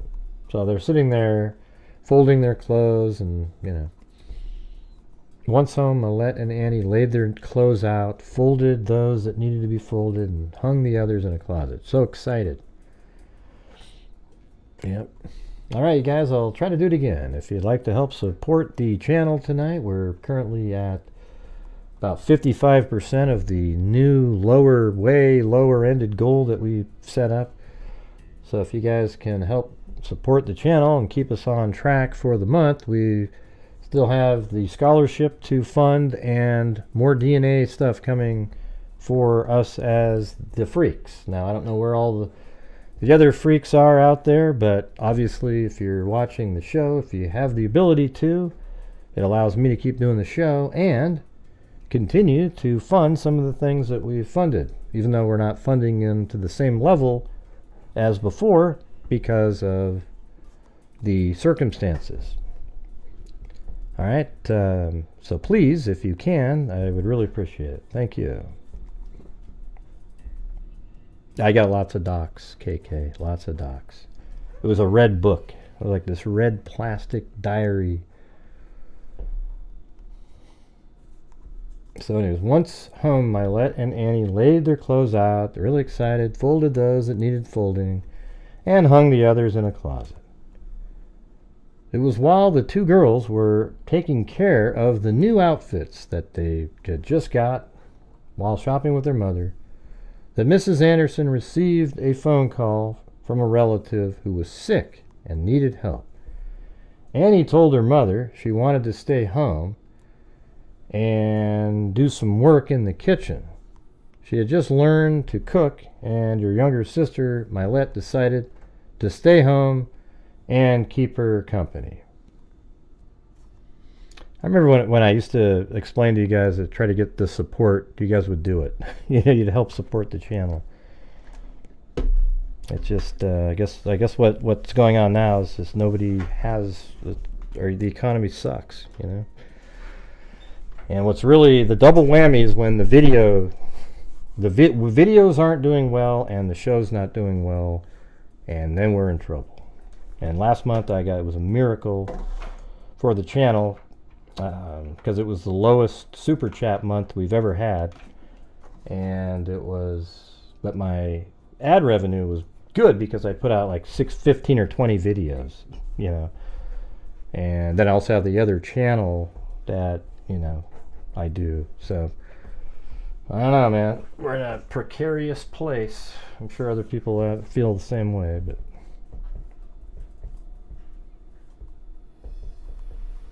yeah.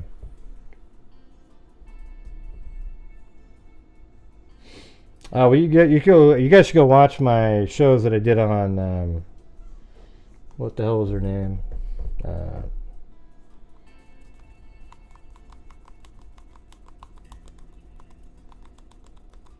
Oh man, I can't. I did a 3-episode show on it, and it was really good. It was Leoto Camp was an interesting one too, by the way. That one's crazy. But remember that one? It was like 1950s the reporting on it was incredible. Hey, thanks so much, Sky. Appreciate it.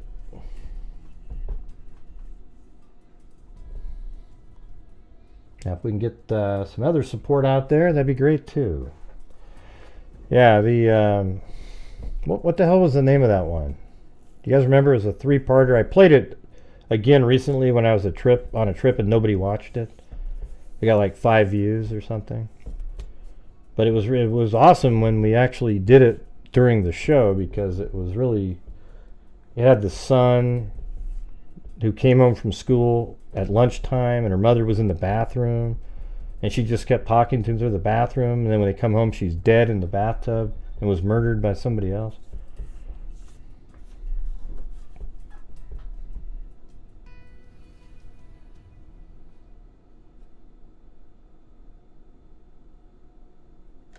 Mm-hmm. It's so hot. 1,000 degrees.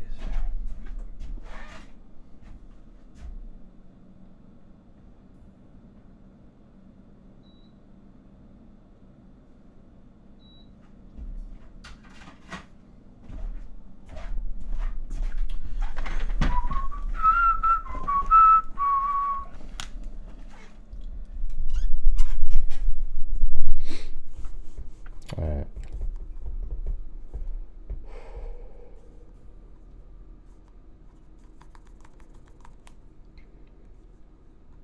I'm just trying to remember. I just got to remember it really quick. Let's see. A, B, C, D. Seems like F is in there. Like an F or something, maybe. G, H, I, J, K, L, M. God, what was that?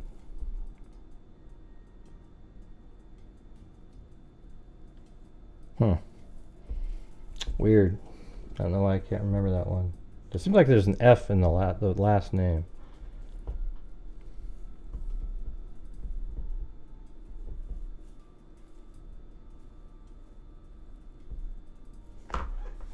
Let's see.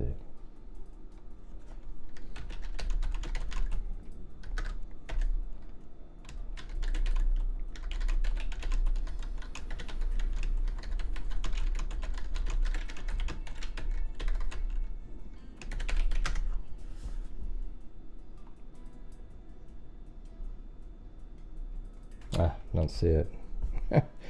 Well, maybe somebody can find it.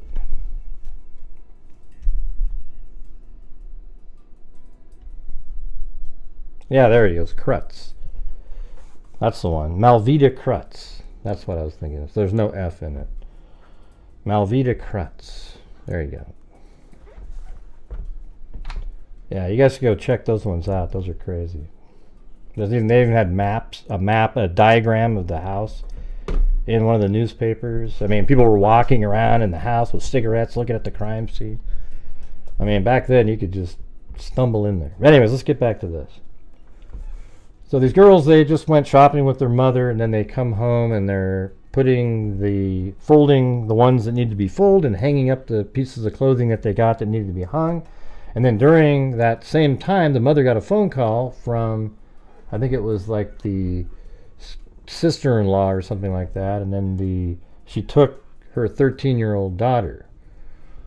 But it says Thursday, the girls and older sister Donna, Elizabeth 13, and Mrs. Anderson had covered the 20 miles to go home, right?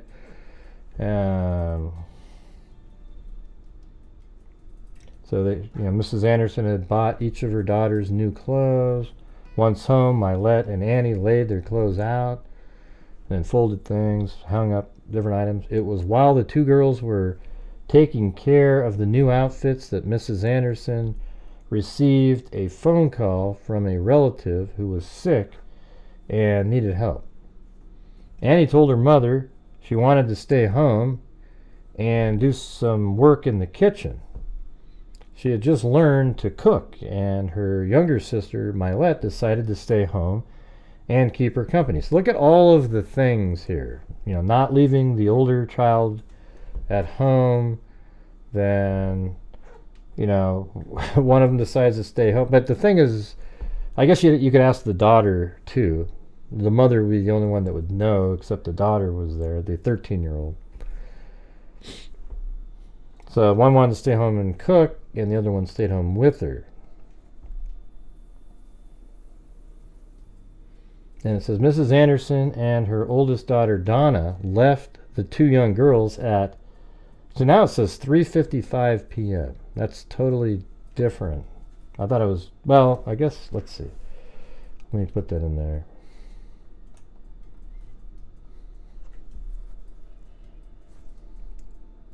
Daughter Donna. So it's Donna. That's weird. The last case, the girl's name was Donna.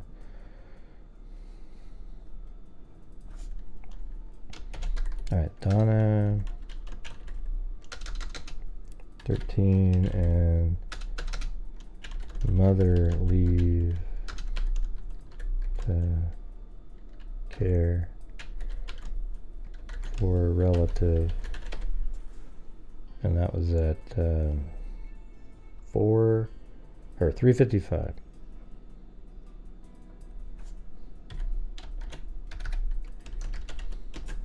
There you go.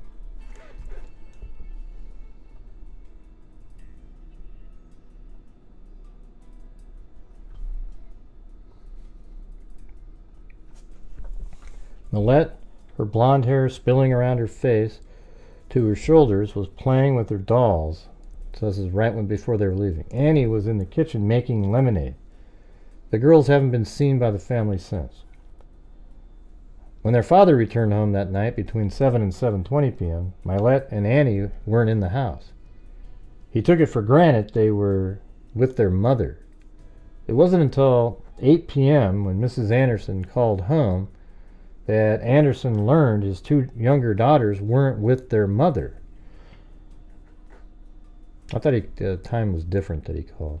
The painful waiting began. 3 days and 4 nights later, the Andersons are still in pain. Relatives and friends huddle in small groups outside the Andersons' home on Darcy Drive, trying to figure out what happened. Inside the house, Anderson and his wife go over the events of Thursday for what seems, they say, like the 1,000th time, as they seek the one clue that might solve the disappearance of their daughters. Mrs. Anderson, dressed in shorts and a blouse, sits on the edge of a bed, her husband at her side, a daughter and son, Leighton Eugene, 15, in a corner of the room. Her eyes are dry. She's cried all she can. Her husband fears he might explode from grief. A native of Jacksonville, Anderson is a commercial fisherman who has lived in the same area all his life. He was born and raised a few blocks from the house he built in the late 50s for his bride, Elizabeth. Kind of a similarity, too, to that last story, right? His number 2 and 3, as he refers to Mylette and Annie, and his daughter, are missing. He feels helpless, he says. He doesn't know what to do. His face, sun and windburn from hours on the sea. Anderson walks slowly and talks quietly. He's on medication to keep his nerves in check. Early Friday morning, hours after it was learned the girls were missing and hadn't been found, Anderson said he did explode. I was trying to hold everything inside. I didn't cry. I didn't talk with anyone about what I should do, or for that matter could do. Finally, I couldn't take it any longer. I just broke down and cried. My chest was hurting so much I thought I might be having a heart attack. The missing girl's brother, Leighton, had trekked through the woods every day since they disappeared. He found no clues. Neighbors reported seeing a car in the Andersons' yard the night of the incident, but didn't think anything of it at the time, they say. And at least one man thinks he saw the two girls, Mylette carrying one of her dolls, walking along a road in the area of their home late Friday. But a massive search covering an estimated 139 square miles Saturday ended with no trace of the two girls. Anderson and his wife are certain their daughters were abducted. Police haven't been able to put all the pieces together and aren't so certain.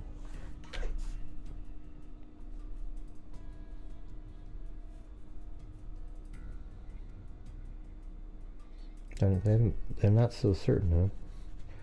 Everyone knew I was taking care of this relative, Mrs. Anderson said. Someone I don't know. Why? Someone I don't know. Why would I? Let's see. I'm trying to read. It's hard to read this. Everyone knew I was taking care of this relative, Miss Anderson said. Someone I don't know why knew I would be gone and came and got those children. So she thinks maybe they knew she was missing. Anderson added matter-of-factly, I hope the police catch whoever has done this. If I find out first, she said she'll kill whoever took them. The parents agreed the girls were worth killing for. Mylette, the baby, is spoiled rotten, Mrs. Anderson said. Everyone gives her everything she wants, but she's my baby. The young girl just recently developed an asthmatic condition that requires constant checking and medication if the situation flares up. The older girl, Annie, has a thyroid condition and requires medication daily. Without the medication, she becomes listless and won't do anything.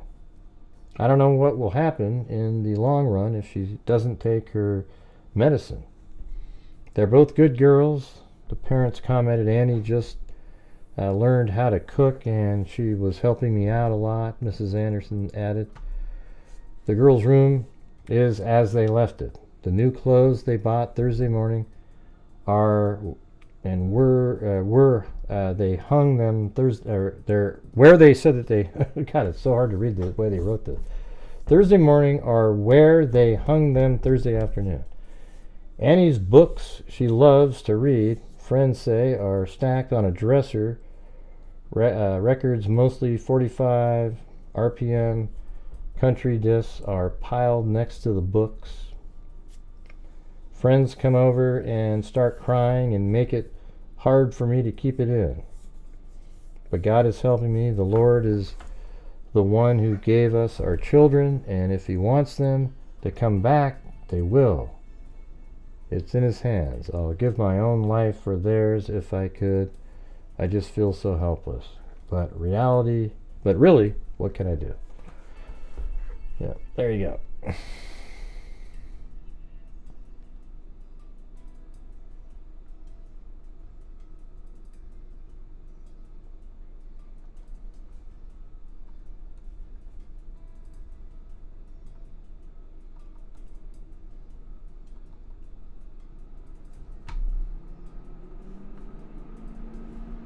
All right, we're currently $80 short of the new low goal that we have set. So we're at like 55, 60%. I think 60 right now. Can everybody together get us to that goal? I guess we'll find out. Check in at 11. Man grilled on missing girl. Girls. Police investigators Thursday detained, this is 1974, detained a 50-year-old man for questioning in connection with the disappearance of 5 young girls over the past 3 months. The most recent disappearance occurred Wednesday. Homicide Sergeant Jim Suber said Charles Wesley Jones of 1323 Liberty Street was charged with a separate offense, but there's information linking him to the third girl who disappeared while on a grocery errand near her home. In the most recent incident, Rebecca Ann Green, who was 12, left her house at 1733 Wambolt Street Wednesday and did not return from a store 6 blocks away, police said. Jones is being questioned in regards to all the missing girls. Right now, we've got enough to concentrate on him. Suber said when asked if the 6 detectives working around the clock since the latest disappearance were pursuing other leads. Sergeant Paul Short, who has been heading up a special missing persons section concentrating on 5 disappearances, said Jones was on probation for child molestation. All of the apparent abductions have been in different parts of the county, and none of the missing girls had prior history of running away from home. Suber said Jones consented to a search of his house, and investigators also searched a car that Jones, who doesn't own one, had access to. Jones was charged with lewd and lascivious assault on a minor child, but Suber declined to release details. He did say the information that led to Jones' arrest was similar to the previous cases. Jones is the first subject of major interrogation since the disappearance of 9-year-old Jean Marie Schoen in late July. The girl went to a convenience store in a few blocks away from her grandmother's house on West 19th Street and never returned. Mylette Anderson, 7, and her sister Annette, 11, were the victims of another apparent abduction a few weeks later, but this time they were left unattended inside their rural North Duval County home on Darcy Lane. Last month, 12-year-old Virginia Suzanne Helm disappeared while on a 15-minute errand to a convenience store a short distance from her Dean Road home on the south side. As with the disappearance of the 12-year-old Fairfield girl Wednesday, there were no witnesses to the apparent abduction, and police say they have no physical evidence to link, says like, the 5 cases.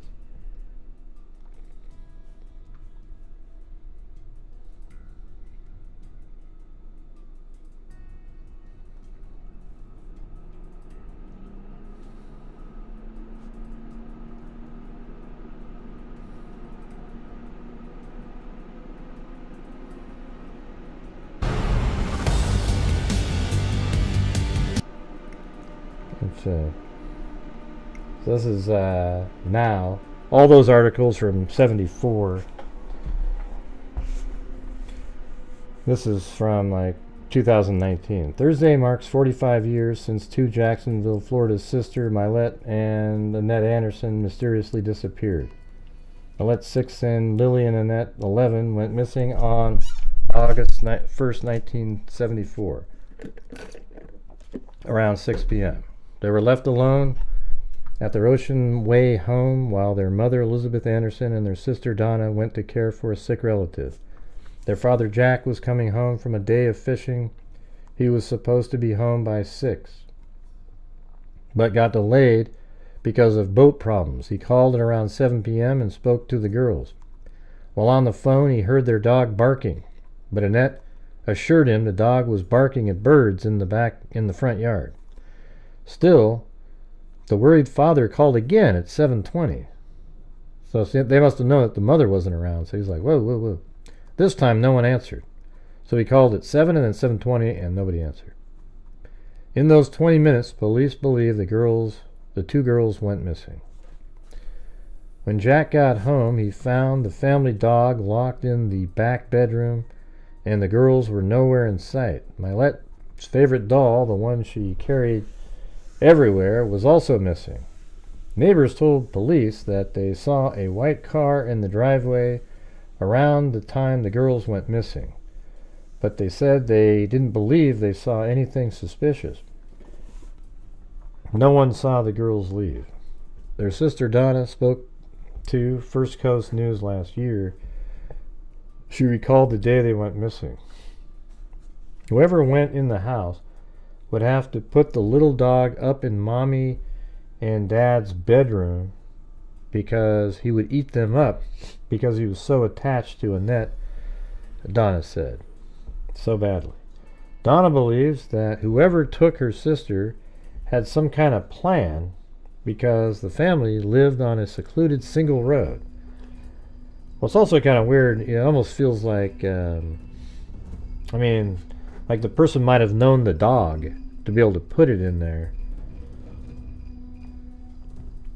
Mylette and Annette's disappearance coincides with a series of disappearances that happened in the span of 3 months in 1974, where a total of 5 girls vanished. I bet they're related somehow. 2 of the girls' bodies, 12-year-old Virginia Helm and Rebecca Green, were found, but no arrests were made. Elizabeth and Jack Anderson died before ever finding out what happened to their daughters. Today, the case of Mylette and Annette remains cold. What's this one say? Let's see. Something strange. Virginia, handiwork of one person, but he would. Yeah. So they're actually thinking, today the case of Mylette and Annette remains cold. The only name that was ever connected to their disappearance was a serial killer, Paul John Nolls. Seems like I covered that one once. Nolls was also known as the Casanova Killer. He reportedly went on a 4-month killing spree across 7 states in 1974 and was tied to at least 18 deaths. He claimed he killed 35 people. A criminal psychology professor at California State University, Nolls claims that he killed 2 girls who matched Mylette and Annette's description and buried them in Commonwealth. When police searched the area, however, they wound up empty. I can't say that he's responsible for this. Sergeant Dan Jansen with the Jacksonville Sheriff's Office Homicide Unit told First Coast News last year. I'm leaning towards he is not.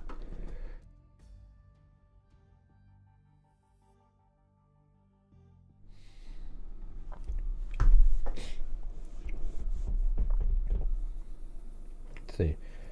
Nolls died in 1974 after he attempted to shoot a Georgia sheriff. Georgia Bureau of Investigation agent fatally shot him as a result.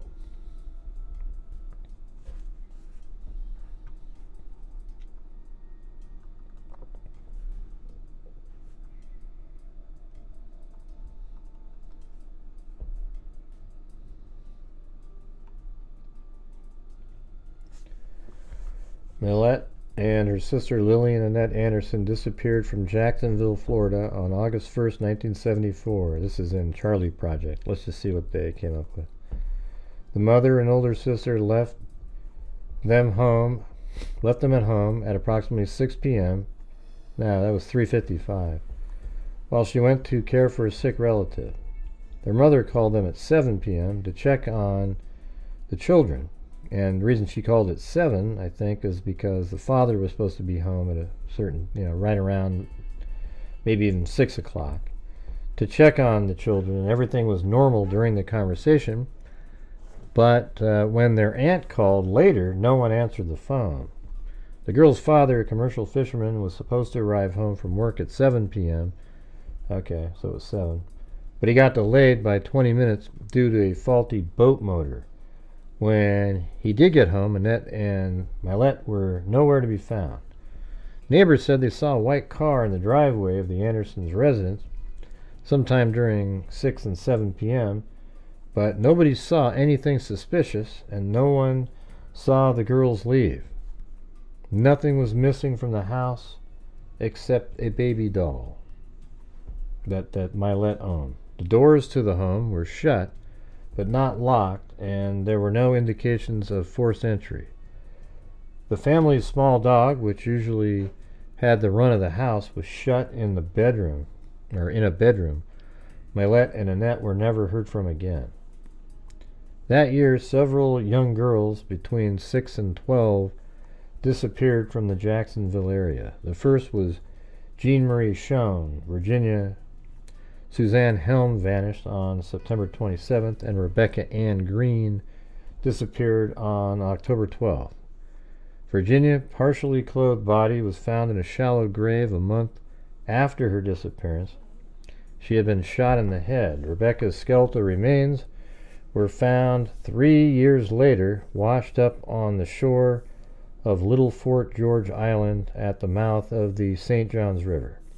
Both girls were 12 years, and when they died, Jean's body and Anderson's sister remains were never found. Because of the abduction, so they were both 12 when they died, but they weren't found.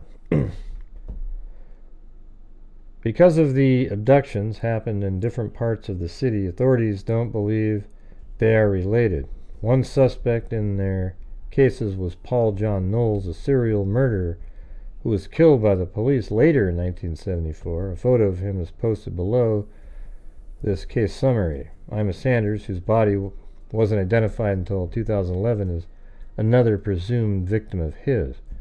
Nolls claimed he killed 35 victims. After his death, they found tape recordings where Nolls said he abducted 2 girls matching the description of the Anderson sisters, killed them and buried them in a remote area at the west end of Commonwealth Avenue.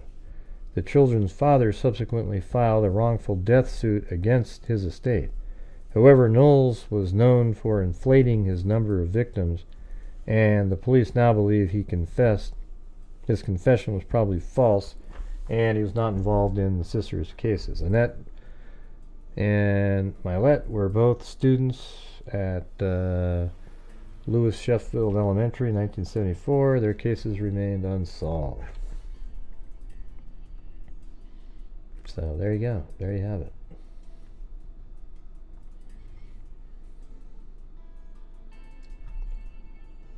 So, all right. Well, there you go. That's all I got for you guys. Didn't make the goal again. Not even close. But you never know. One of these days, maybe things will turn around. Doesn't look like it.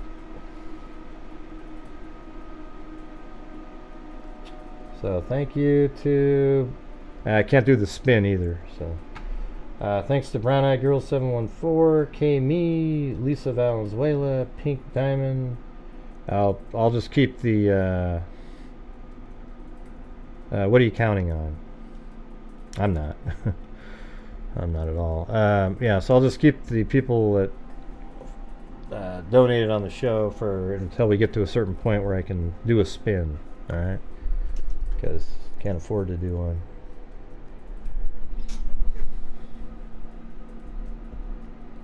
Snarky Cinderella. I think it was. Well, let's see. There's Pink Diamond. Snarky Cinderella, Richard Watts, Flounder 23, Linda Howe, Plato, Kelly Snyder, Kelly Snyder, been around forever. I can't see though, that monitor is like 5 feet away from me.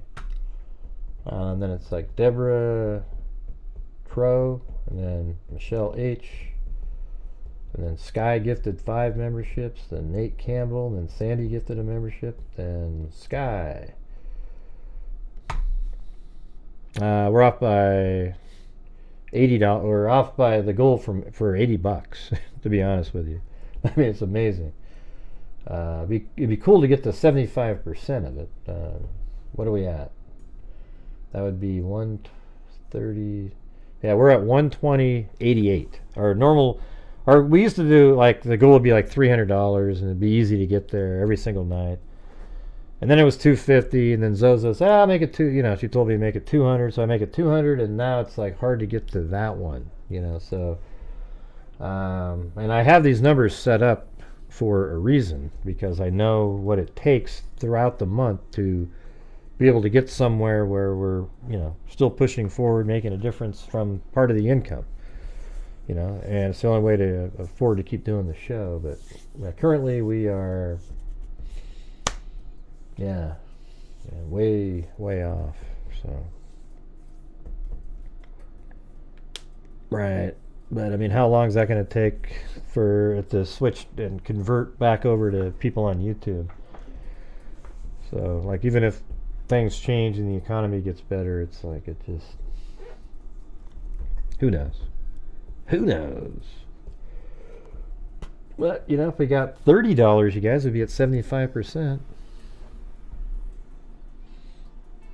Yeah, well, I lowered it a huge amount, Zozo, and it's still like, it just doesn't happen. I mean, if I sit there and tell people, hey, everybody, if you could please help support the channel, it's just sort of like falls on deaf ears or something. It's like, just like when I get thrown in prison. There's been times lately where I think I was on death row. I mean, it was like, there wasn't, I got thrown in prison and there wasn't a soul that jumped in, you know. I don't know. That used to be a fundraiser portion. We're actually at 212 now, Plato. Yeah. 212, 315. So add 6 to that.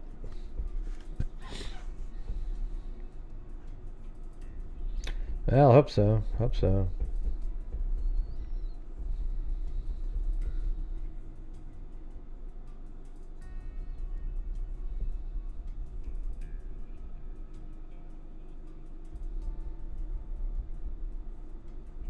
Yeah. I mean,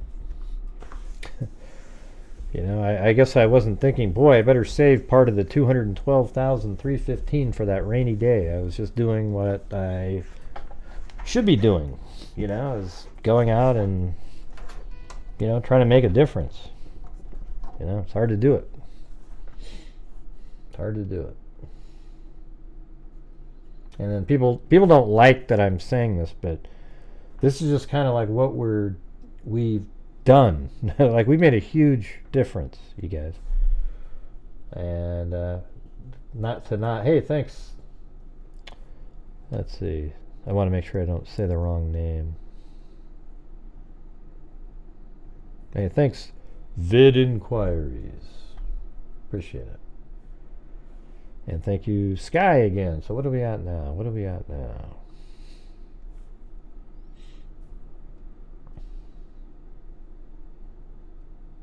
Yeah, almost at 75%.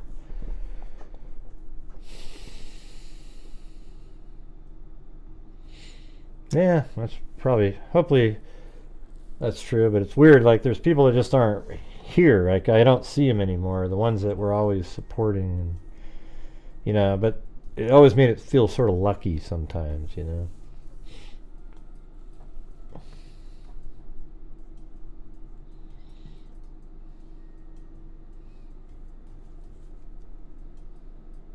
Hoping for the better. So currently we're $5 away from 75%. Who's going to help out on that? Hey, hey, I'm going to throw myself in prison. Let's see what happens. The first one,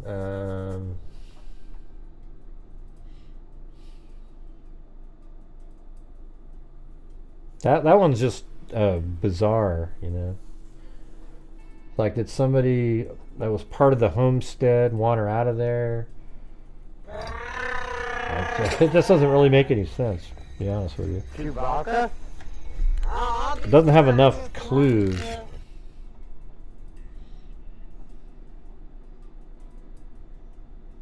There's a GoFundMe for that old case or the newer? Which one are you talking about? Oh, the first.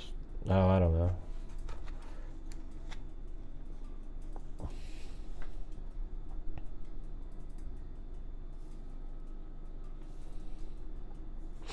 Okay, let's try it. Let's see what happens.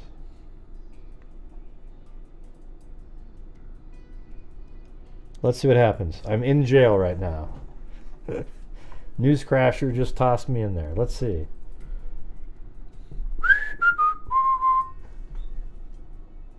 That's actually a live shot there. I don't know the first... the fire. I don't know. I think there's probably something... You mean the family of 4? Is that the one you're talking about? What do you mean interesting? Yeah. Let's see. See what I mean? It's like a death sentence coming in here now.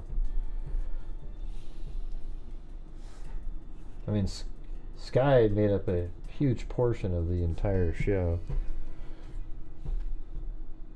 Oh, look at Wendy Van Rokel got me a bag of chips. There we go. There we go. There's the bag of chips.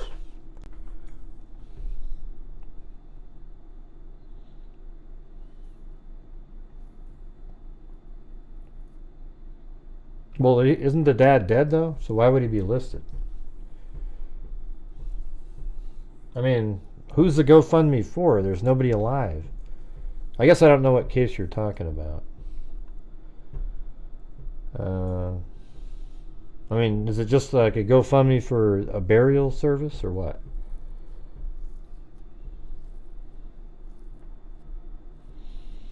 Alright, so I've got a bag of chips and soda, so I'm just still sitting in here. And Skittles, look at, they're still, I'm, you know what I mean? Like, you guys have me stuck in here. And then Lisa L, I'm assuming that one's has some bail associated with it.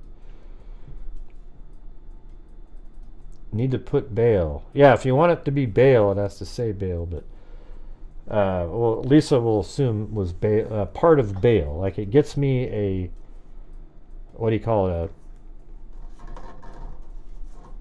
like a pick or something. I can maybe pick the lock with that, I guess.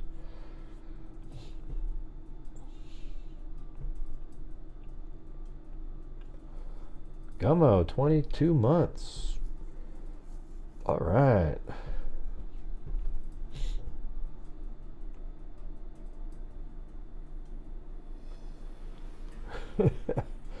I want Skittles now. I like Skittles too.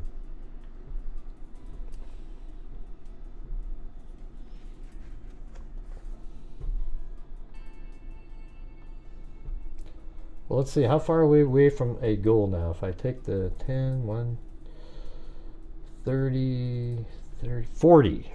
Okay. We need you on red, gray, blue to get us through the elections. Yeah. I need to make more videos over there because I haven't got any new subs since I've been doing the live streams. It seems easier just to do live streams over there, but I have all these ideas to make videos. Oh, look at that. Sky got me a lockpick. And Gemma, where are we at now? 130, 30. 30 away, 30 away. Will it happen? 2001 to my name. What's that?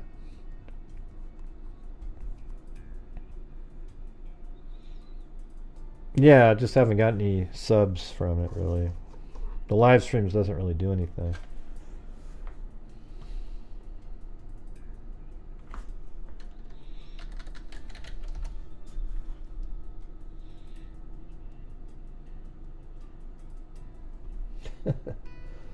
Yeah.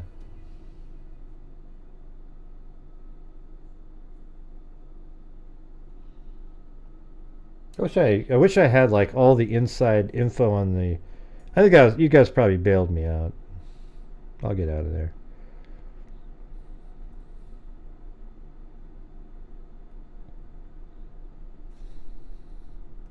Oh, that was from yesterday combined. See, look at that.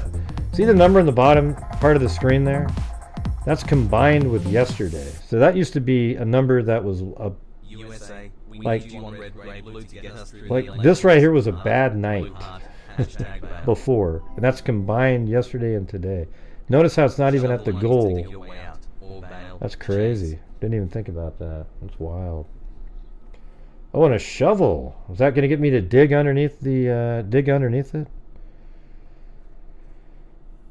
Anyway, thanks everybody. Appreciate it. Where you guys got me enough. I dug out. So now I'm out of jail and I'm standing out in front of the prison.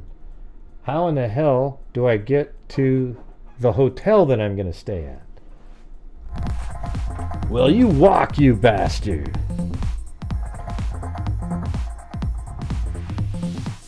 I don't know what that means. I wish I had... What?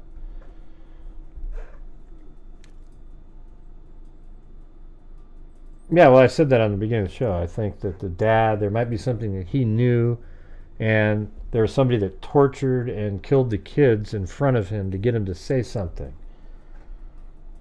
Because it sounds like whatever happened to those kids wasn't just they got shot and a fire was started. It sounds, the way those people were, is something really bad happened to them outside of the norm. I don't know. Good question there, Lisa. Good question. Anyways, thanks you guys for playing along. And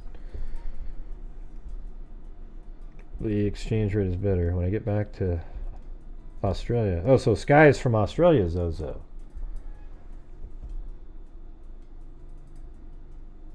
Yeah. Yeah, when people just talk about it online, I don't give a shit, you know.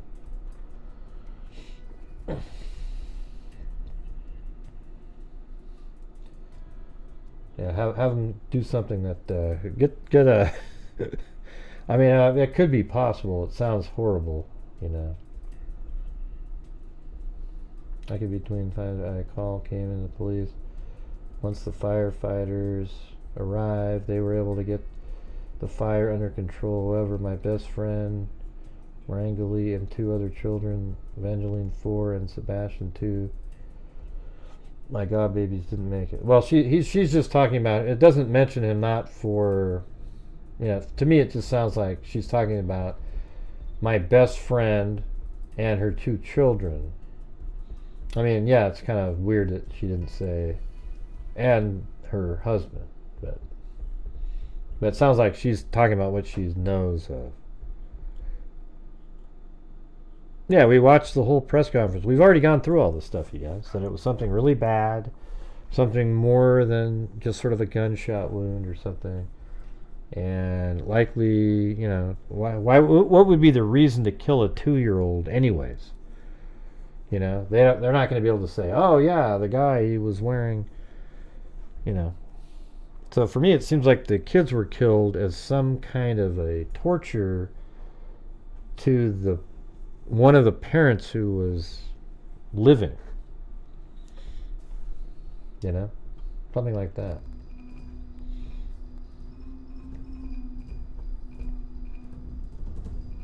Yeah, so this seems like this is just a friend who's just looking. I think they, you know, you might be right that they, because that's my first thought was the husband, right? Yeah.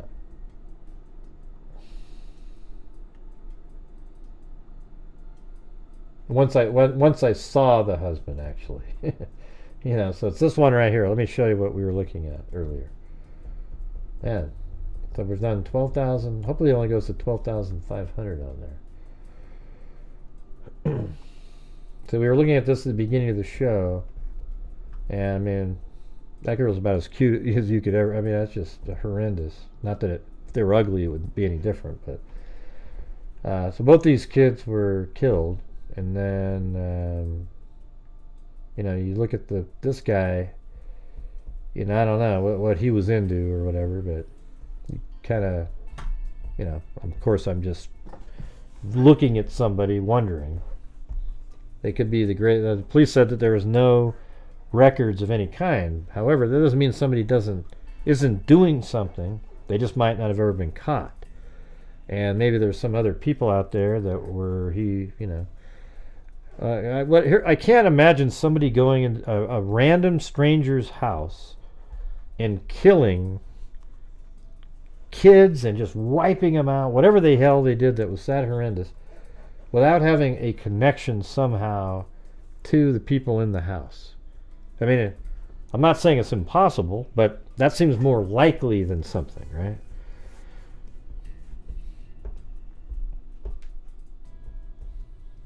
It seems unlikely that somebody would break in, they're going to steal something, and then just absolutely go nuts on kids and kill everybody and then burn up the whole house. You know, it just seems really unlikely. But isn't it weird how this story is almost identical to the story out of Texas, where the mother, her son, and a daughter, and a girlfriend of the son were all killed in a house differently, and then a fire started to hide it.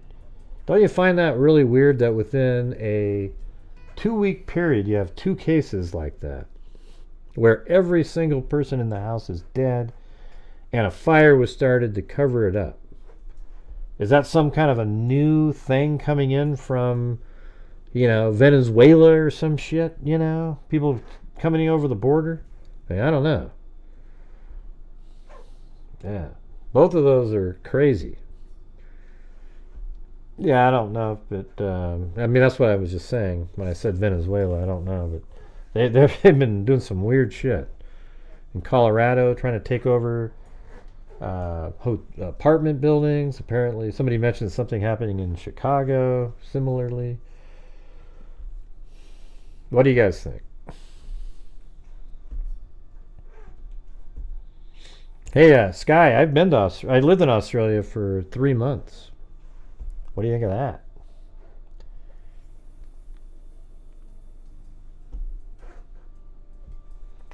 And I was a fan of the Richmond Tigers with Kevin Bartlett. Except that was 19. You weren't even born, I'm sure, when I was there. 1981, I think. Maybe a neighbor is...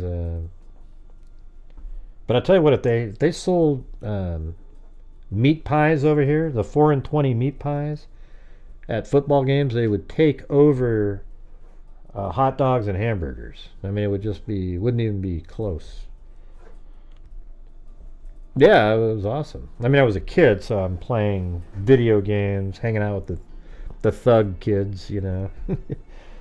It was crazy. It was just all day, every day, playing video games. We played basketball against the Australian college. We just killed them. I mean, me and my 2 brothers, we were all pretty good.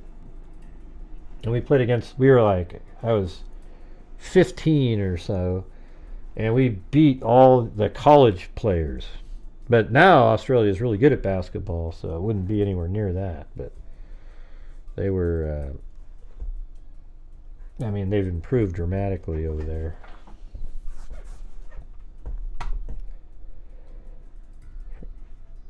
Sells meat pies. No, well, it has to be the 4 and 20 meat pies. It doesn't matter. Everyone tries to make meat pies, blah, blah, blah, blah, blah, blah, blah. It has to be the 4 and 20s. See? That's it. There isn't like another brand. It's just, that's it right there. That's all I say. Anyways, I don't know. That's the house. We were looking at it yesterday. And it's weird too. I mean, didn't the neighbors hear anything? I mean, they're right there. Investigators Saturday morning, Ashton Ubaldo Marine resident, and hold the suspects. Just looking at the condition of... We will not stop until justice is served. To the neighbors. What is typically a quiet neighborhood has been shaken with grief. We are heartbroken. Our hearts go out to the families, go out to their friends, go out to the neighbors for suffering through this horrific event. And we will not stop until justice is served. As the investigation continues to identify and hold the suspects accountable. Why were they filming that? That wasn't the house. Investigation continues.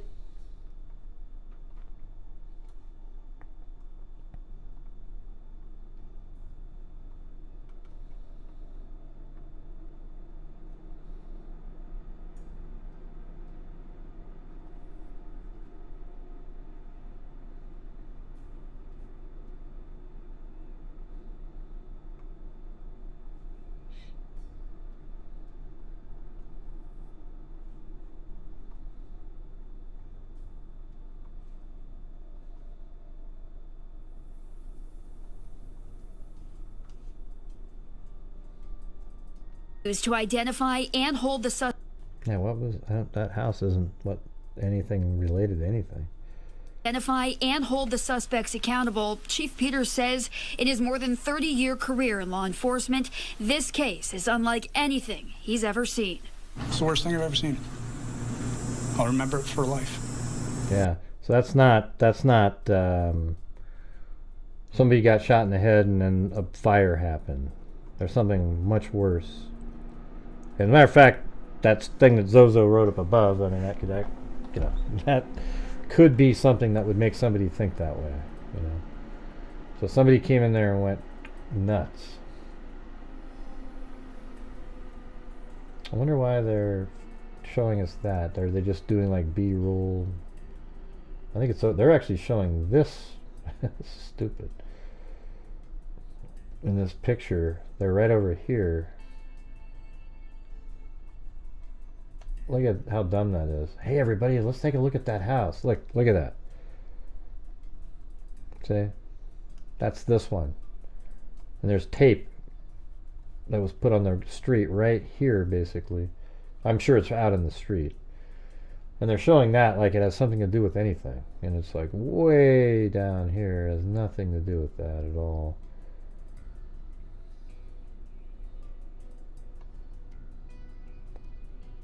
I think it's this one right here.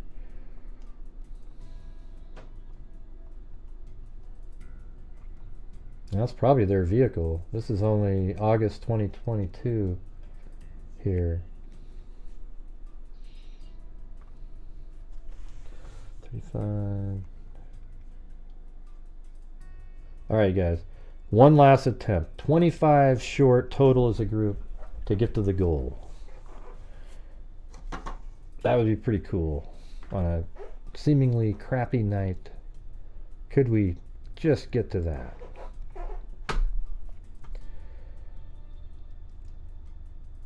You're taking off? Hey, see you later, Sky. Hey, thanks very much for your support and your generosity. I appreciate it. Got us somewhere near something.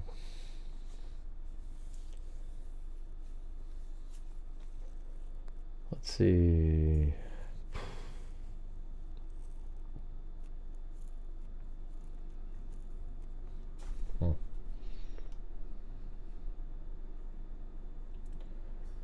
Playing the Hunger Games in the worst cities.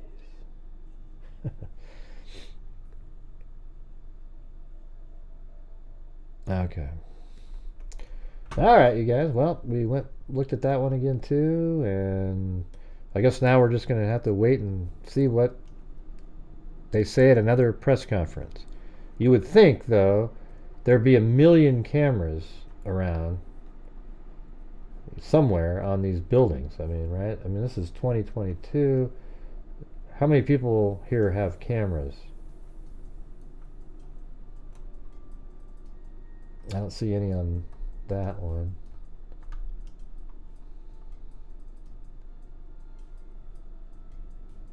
And how come these people over here didn't hear something? I mean, that's just right there. I guess if you took everybody down in the basement, it'd be pretty quiet. Hey, look at that, Amy Lemoyne. We're only 15 away now. That's doable. You wouldn't even think this house had a basement. But I guess if you look over there, you can see. Hey, let's see if that has the same look from the side. Yeah, look at right there. That's actually a window into the space where they were all killed right there.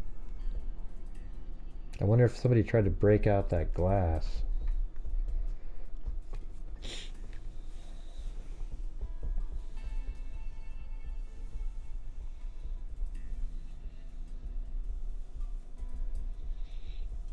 What's worth an avocado dance?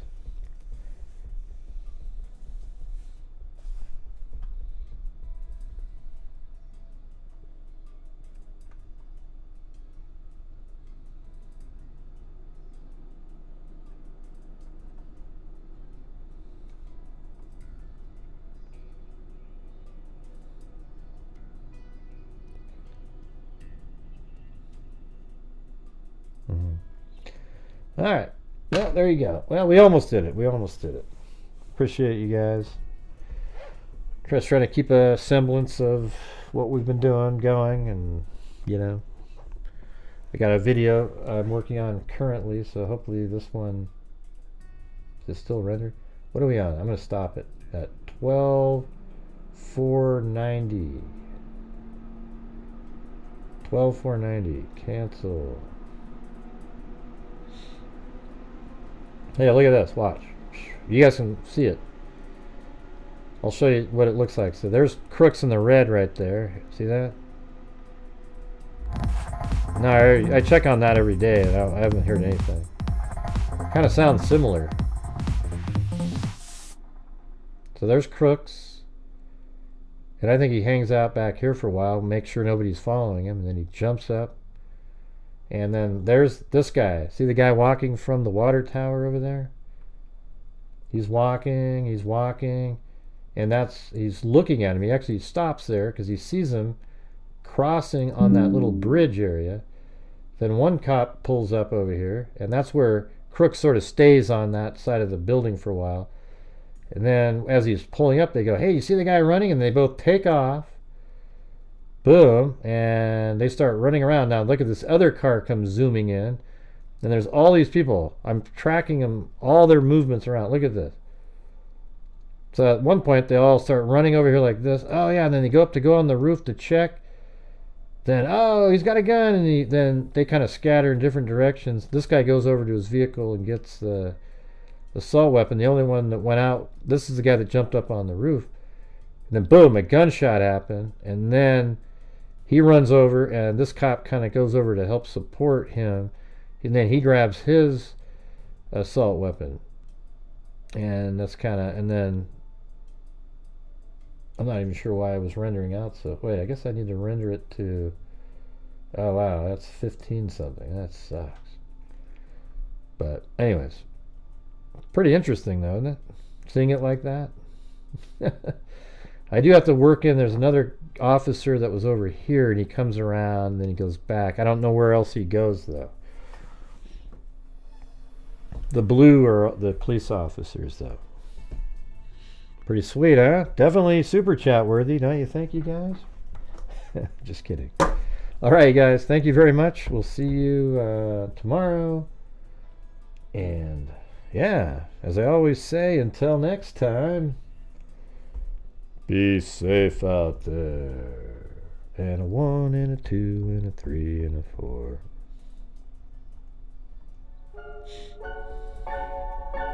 Yeah, I've been doing this true crime thing for quite a while now. Yeah, I'm probably going to go over there. This whole time, I have not seen one person. I'll probably be on the other channel. That is a crime dissector, plug rejector. I'm a certified human lie detector. I'm gonna get ya on a stretcher. You can try and play me like a moon projector. Crime sector is my nectar. Professor Gray's gonna give another lecture. Crime collector, freak connector. And I'm always gonna be a bubble detector. Fool the like the interceptor. And I need a little speckle with a vector. Just remember I'm a detector. I have no agenda. I'm a detector. And I'll serve it to you straight without the blender. And in the end, I'm gonna send ya on a mission to reveal the true offender. Yeah, so I'll just get right back to work. All right, everybody? Talk to you later. Wait, by the way, I think it's, is that it? No. 68, 70, 71, 60, I think it's this one. Here, I'm going to take that off and then put this one in. Okay, that's longer now. So it actually doesn't have all those lines and everything. So this is what it would look like. See, and it's slower. Like the actual movement time is way slower. Oh, and I was going to do something like this. So what do you guys think? Like there'll be video that pops up.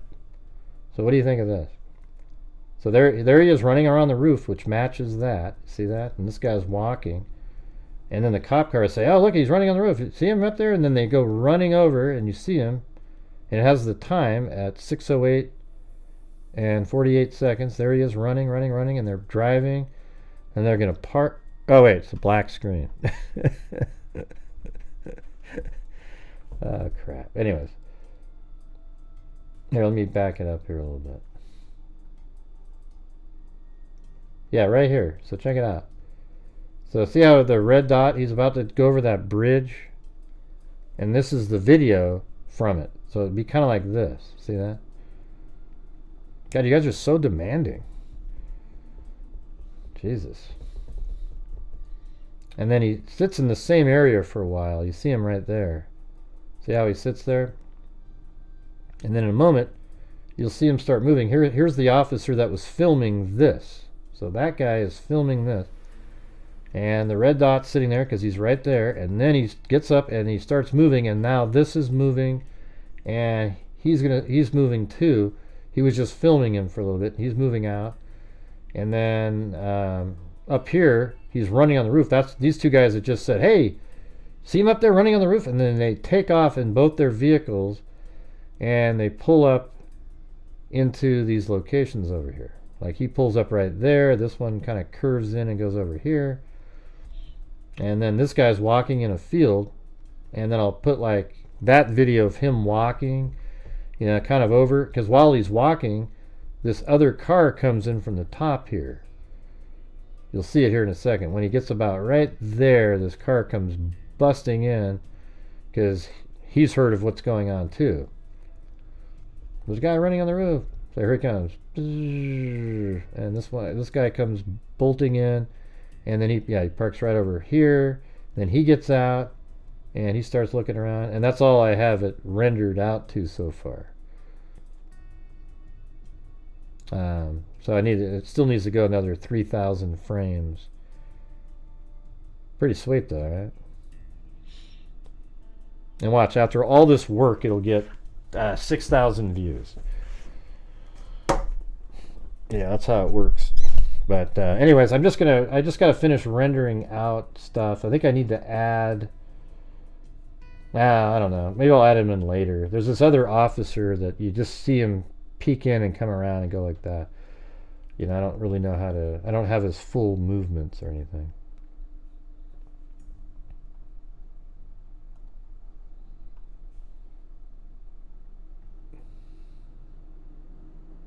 But there you go.